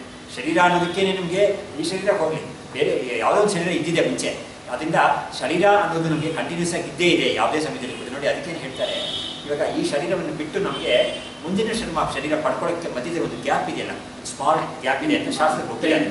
ಆ ಟೈಮ್ ಗ್ಯಾಪಲ್ಲಿ ಬಿಟ್ಬಿಟ್ಟು ಏನು ಶರೀರ ಇರುತ್ತೆ ಅಂತ ಕೇಳಿದ್ದಾರೆ. ಅದಕ್ಕೆ ಯಾತನಾ ಶರೀರ ಅಂತ ಒಂದು ಹೇಳಿದ್ದಾರೆ. ಅದಕ್ಕೆ ಯಾತನಾ ಶರೀರ ಅಂತ ಒಂದಿರುತ್ತೆ. ಆ ಶರೀರವನ್ನು ನೋಡಿ, ಅದಕ್ಕೆ ಈ ಶರೀರವನ್ನು ಬಿಟ್ಟಿದ ತಕ್ಷಣ ಈ ಪ್ರಾಣ, ಈ ಜೀವ ಈ ಶರೀರವನ್ನು ಬಿಟ್ಟಿದ ತಕ್ಷಣ ಅವನಿಗೆ ಇನ್ನೊಂದು ಶರೀರ ಸಿಕ್ಬಿಡಲ್ಲ. ಅವನಿಗೆ ಯಾವುದೋ ಒಂದು ಲೋಕಕ್ಕೆ ಹೋಗಬೇಕಾಗುತ್ತೆ. ಆ ಲೋಕಕ್ಕೆ ಹೋಗೋವರೆಗೂ ಟ್ರಾನ್ಸಿಟ್ ಅಂತ ಅವ್ರು ಹೇಳ್ತೀವಲ್ಲ, ಆ ಟ್ರಾನ್ಸಿಟ್ ಪೀರಿಯಡ್ ಇದೆಯಲ್ಲ, ಆ ಟ್ರಾನ್ಸಿಟ್ ಪೀರಿಯಡಲ್ಲಿ ಅವನಿಗೆ ಹೇಗಿರ್ತಾನೆ ಅದೆಲ್ಲ ವಿಚಾರ ಮಾಡಿದ್ದಾರೆ. ಅವನ್ನ ಕರ್ಕೊಂಡು ಹೋಗ್ತಾರಂತೆ ದೇವತೆಗಳು. ಅದಕ್ಕೆ ತಕ್ಕಿರೋ ದೇವತೆಗಳಿದ್ದಾರೆ. ರಿಲೇ ಅಂತ ಹೇಳ್ತೀವಲ್ಲ, ಎಸ್ಕಾಟ್ ಅಂತೆಲ್ಲ ಹೇಳ್ತೀವಲ್ಲ, ಅದಕ್ಕೆ ಎಸ್ಕಾಟ್ ಮಾಡೋಕ್ಕೆ ಅಂತ ಇರ್ತಾರೆ ಕೆಲವರು. ಅವರು ಆ ದೇವತೆಗಳು ಕರ್ಕೊಂಡು ಹೋಗ್ತಾರೆ. ಯಾತಕ್ಕೆ ಅಂತ ಹೇಳಿದ್ರೆ ಅದಕ್ಕೆ ಉತ್ತರ ಹೇಳ್ತಾರೆ. ಆ ಸಮಯದಲ್ಲಿ ಜೀವನಿಗೆ ಇಂದ್ರಿಯಗಳೆಲ್ಲ ಏನು ಅವನಿಗೆ ಕೆಲಸ ಮಾಡೋಕ್ಕೆ, ಶರೀರ ಇದ್ರೇ ಇಂದ್ರಿಯ ಕೆಲಸ ಮಾಡೋದು. ಶರೀರವೇ ಇಲ್ಲದೆ ಇರೋದ್ರಿಂದ ಎಲ್ಲಿ ಹೋಗ್ತಾ ಇದ್ದೀವಿ, ಎಲ್ಲಿ ಹೋಗ್ಬೇಕು ನಾವು ಏನು ಅಂತ ಏನು ಗೊತ್ತಿರಲ್ಲ ಅವನಿಗೆ. ಪರಾಧೀನಾಗಿರ್ತಾನೆ. ಒಂದು ಮಗುವನ್ನು ತಾಯಿ ಹೇಗೆ ಎತ್ಕೊಂಡು ಹೋದ್ರೇ ಆ ಮಗು ಒಂದು ಕಡೆ ಇನ್ನೊಂದು ಕಡೆ ಸೇರೋಕ್ಕಾಗುತ್ತೋ, ಅದೇ ಥರ ಇವನನ್ನು ಕೂಡ, ಈ ಜೀವನನ್ನು ಕೂಡ ಆ ದೇವತೆಗಳು ಕರ್ಕೊಂಡು ಹೋಗ್ತಾರೆ. ಆದಿವಾಹಿಕ ಅಂತ ಹೇಳಿದ್ದಾರೆ ಅವರಿಗೆ. ಆ ಥರ ಹೋಗ್ತಾನೆ ಅಂತ ಹೇಳಿ ಮಾಡಿದ್ದಾರೆ. ಹೀಗೆ ಆತ್ಮ ಅನ್ನೋದು ಖಂಡಿತ ಇದ್ದೇ ಇದೆ, ಯಾವತ್ತೂ ಇದ್ದೇ ಇದೆ. ಶರೀರ ಅನ್ನೋದೇ ಇದ್ದೇ ಇದೆ ಅಂತ ಹೇಳುವಾಗ, ಇದು ಇದ್ದರೆ ಬೇರೆ ಶರೀರ ಇದ್ದೇ ಇದೆ ಅಂತ ಹೇಳುವಾಗ ಆತ್ಮ ಅನ್ನೋದು ಖಂಡಿತ ಇದ್ದೇ ಇದೆ ಕೂಡ ನಾವು ತೀರ್ಮಾನ ಮಾಡ್ಕೋಬೇಕು ಅಂತ ಹೇಳ್ತೀವಿ. ಇವಾಗ ಎಷ್ಟು ಗಂಟೆ ಆಗಿದೆ ಕಲಾಷ್ಟ? 5:20. ಈ ಒಂದು ಹೊಸ ಭಾಗಕ್ಕೆ ಮುಂಚೆ ನಾವು ನಿಲ್ಲಿಸಿರೋಣ ಇಲ್ಲಿ. ಇದರಿಂದ ನಾವು ನೆಕ್ಸ್ಟ್ ಟೈಮ್ ತಗೊಂಡು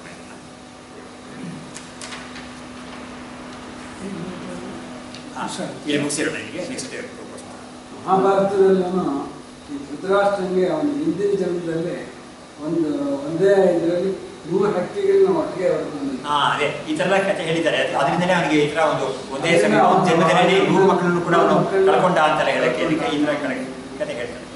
ಮೊನ್ನೆ ಪೇಪರ್ ಯಾವ್ದಾದ್ರು ಹೇಳ್ತಾರೆ, ಒಬ್ಬ ನಾನು ಯಾಕೆ ಇಷ್ಟು ಒಳ್ಳೆಯದಾಗಿ ಬೇಕಾದ ಇದ್ದೀನಿ, ಅದು ತುಂಬ ಕಷ್ಟಪಡ್ತಾ ಇದ್ದೀನಿ. ಹಾಗೆ ಅದು ನೀನು ಹಿಂದಿನ ಒಂದು ಕೆಲಸದಲ್ಲಿತ್ತು, ಒಬ್ಬ ಮಹಾರಾಜರ ಹತ್ರ ನೀನು ಗೂಢಚಾರ ಆಗಿದ್ದೆ, ನೀನು ಮಾಡ್ತಿದ್ದು ಬೇರೆಯವ್ರನ್ನೆಲ್ಲ ಸಾಕ್ಷ್ಯ ಹೇಳಿ ಸುಮ್ಮನೆ ಹೇಳಿ ಎಲ್ಲ ಪ್ರಚೋದನೆ ಮಾಡಿದ್ಯಾ, ಆದ್ರಿಂದ ಈ ಕ್ರಮ ಅನುಭವಿಸ್ತೀಯ ಅಷ್ಟೇ. ನೋಡಿ ಅದಕ್ಕೆ ನೋಡಿ ಸಾಕ್ಷಿ ಹೇಳಿದ್ರಲ್ಲ, ಅದಕ್ಕೆ ಶಂಕರಾಚಾರ್ಯರು ಕೂಡ ಹೇಳಿದ್ದಾರೆ, ಸಾಕ್ಷಿವಾದ ರಜನಿ ಚರಿತಂ ಪೌರೋಹಿತ್ಯಂ ಮಾಠಾಪತ್ಯಂ ಇದೆಲ್ಲ ನನಗೆ ಜನ್ಮದಿನ ಬೇಡಪ್ಪ ನನಗೆ, ಯಾಕಂದ್ರೆ ಅದರ ಫಲವನ್ನು ನಾನು ಅನುಭವಿಸಬೇಕಾಗುತ್ತೆ ಅಂತ ಹೇಳ್ಬಿಟ್ಟು ಹೇಳಿದಕ್ಕೆ ಕರೆಕ್ಟ್. ಅದು ಸೇರಿಸಿದ್ದಾರೆ. ಸಾಕ್ಷಿವಾದ ಅಂದರೆ ಸುಳ್ಳು ಸಾಕ್ಷಿ ಎಲ್ಲ ಹೇಳಬೇಕಾಗಿ ಬರುತ್ತೆ. ಆಮೇಲೆ ಮಾಠಾಪತ್ಯ ಅಂತ ಹೇಳಿದ್ರೆ ಅದು ಕೂಡ ತುಂಬ ಕಷ್ಟವಾದ ಕೆಲಸನೇ ಅಂತಾರೆ. ಆಮೇಲೆ ಇದು ರಜನಿ ಚರಿತ ಅಂತ ಹೇಳಿದ್ರೆ ರಾತ್ರಿ ಅಲ್ಲಿ ಹೋಗ್ಬಿಟ್ಟು ಬೀಟ್ ಮಾಡೋಕ್ಕಿಂತಲ್ಲ ಹೋಗೋದು, ಯಾಕಂದರೆ ಅವನು ಯಾವುದ್ಯಾವುದನ್ನು ನೋಡಬೇಕಾಗುತ್ತೆ, ಯಾರ್ಯಾರನ್ನೂ ಇದೆಲ್ಲ ಮಾಡಬೇಕಾಗುತ್ತೆ. ಸೊ ಅದ್ರ ಬಗ್ಗೆ ಇವರಿಗೆ ಪಾಪ ಬರುತ್ತೆ ಅಂತ ಹೇಳ್ಬಿಟ್ಟು ಅದನ್ನು ಕೂಡ ಹೇಳ್ಬಿಟ್ಟು ಅದೆಲ್ಲ ನನಗೆ ಜನ್ಮದಿನ ಬೇಡ, ನನಗೆ ಪೌರೋಹಿತ್ಯಮೂ ಹೇಳಿದ್ದಾರೆ. ಯಾಕೆಂದ್ರೆ ಯಾಕಂದ್ರೆ ಇನ್ನೊಂದು ಜೊತೆಗೆ ಅದು ಇದೆ, ದಾನ ತಗೊಂಡಾಗ ಇನ್ನು ಅದಕ್ಕೆ ತಕ್ಕನಾಗೆ ತಪಸ್ ಮಾಡಬೇಕು, ನಿಜವೇ ಅದಕ್ಕೆ ಇದಕ್ಕೆ ಅವ್ರ ಪಾಪ ಬರುತ್ತೆ. ಅದು ಬಿಟ್ಟು ಅದರಲ್ಲೂ ಕೂಡ ಇವನಿಗೆ ಆ ಕರ್ಮವನ್ನು ಇವನು ಶ್ರದ್ಧೆಯಿಂದ ಮಾಡ್ತಾನ ಇಲ್ವಾ, ಮಾಡಿಸ್ತಾನ ಇಲ್ವಾ ಅನ್ನೋದ್ರ ಮೇಲೆ ಹೋಗುತ್ತೆ. ಅವನು ಸುಮ್ಮನೆ ದಕ್ಷಿಣ ಬರುತ್ತೆ ಅಂತ ಹೇಳ್ಬಿಟ್ಟು ಕರ್ಮಗಳೆಲ್ಲ ಓಡಿಸ್ಬಿಟ್ರೆ ಅವನಿಗೆ ಪಾಪ ಬರುತ್ತೆ ಅಂತ ಇದೆ. ಅದು ಬಿಟ್ಟು ಇವನು ನಿತ್ಯ ಕರ್ಮಗಳೆಲ್ಲ ಇದೆಯಲ್ಲ ಅದನ್ನು ಕೂಡ ಇವ್ನು ಸರಿಯಾಗಿ ಮಾಡ್ಕೊಂಡು ಅದನ್ನೆಲ್ಲ ಮಾಡಬೇಕು. ಅದನ್ನ ಮಾಡದೆ ಅದಕ್ಕೆಲ್ಲ ಬಿಟ್ಬಿಟ್ಟು ಇವನು ಇದಕ್ಕೆ ಬೆಳಿಗ್ಗೆ ಎದ್ದ ತಕ್ಷಣ ಇವನಿಗೆ ಸಂಪಾದನೆ ಬರುತ್ತೆ ಅಂತ ಅದಕ್ಕೆ ಹೋಗ್ತಾ ಇದ್ರೆ ಅದು ಕೂಡ ಅವನಿಗೆ ಪಾಪ. ಹಣ ಸಂಪಾದನೆ ಮಾಡ್ತಿರೋದ್ರಿಂದ ಅದ್ವೈತಾನಂದ ಪೂರ್ಣಾಯ ವ್ಯಾಸ ಶಂಕರ ರೂಪಿಣೇ ನಮೋಸ್ತು ವಾಸುದೇವಾಯ ಗುರವೇ ಸರ್ವಸಾಕ್ಷಿಣೇ ಶ್ರುತಿಸ್ಮೃತಿ ಪುರಾಣಾನಾಂ ಆಲಯಂ ಕರುಣಾಲಯಂ ನಮಾಮಿ ಭಗವತ್ಪಾದಂ ಶಂಕರಂ ಲೋಕಶಂಕರಂ ವಿದ್ಯಾವಿನೀ ಸಂಪನ್ನಂ ಭೀಕರಾಗಂ ವಿವೇಕಿನಂ ವಂದೇ ವೇದಾಂತ ತತ್ವಜ್ಞಂ ವಿಧುಶೇಖರ ಭಾರತೀ.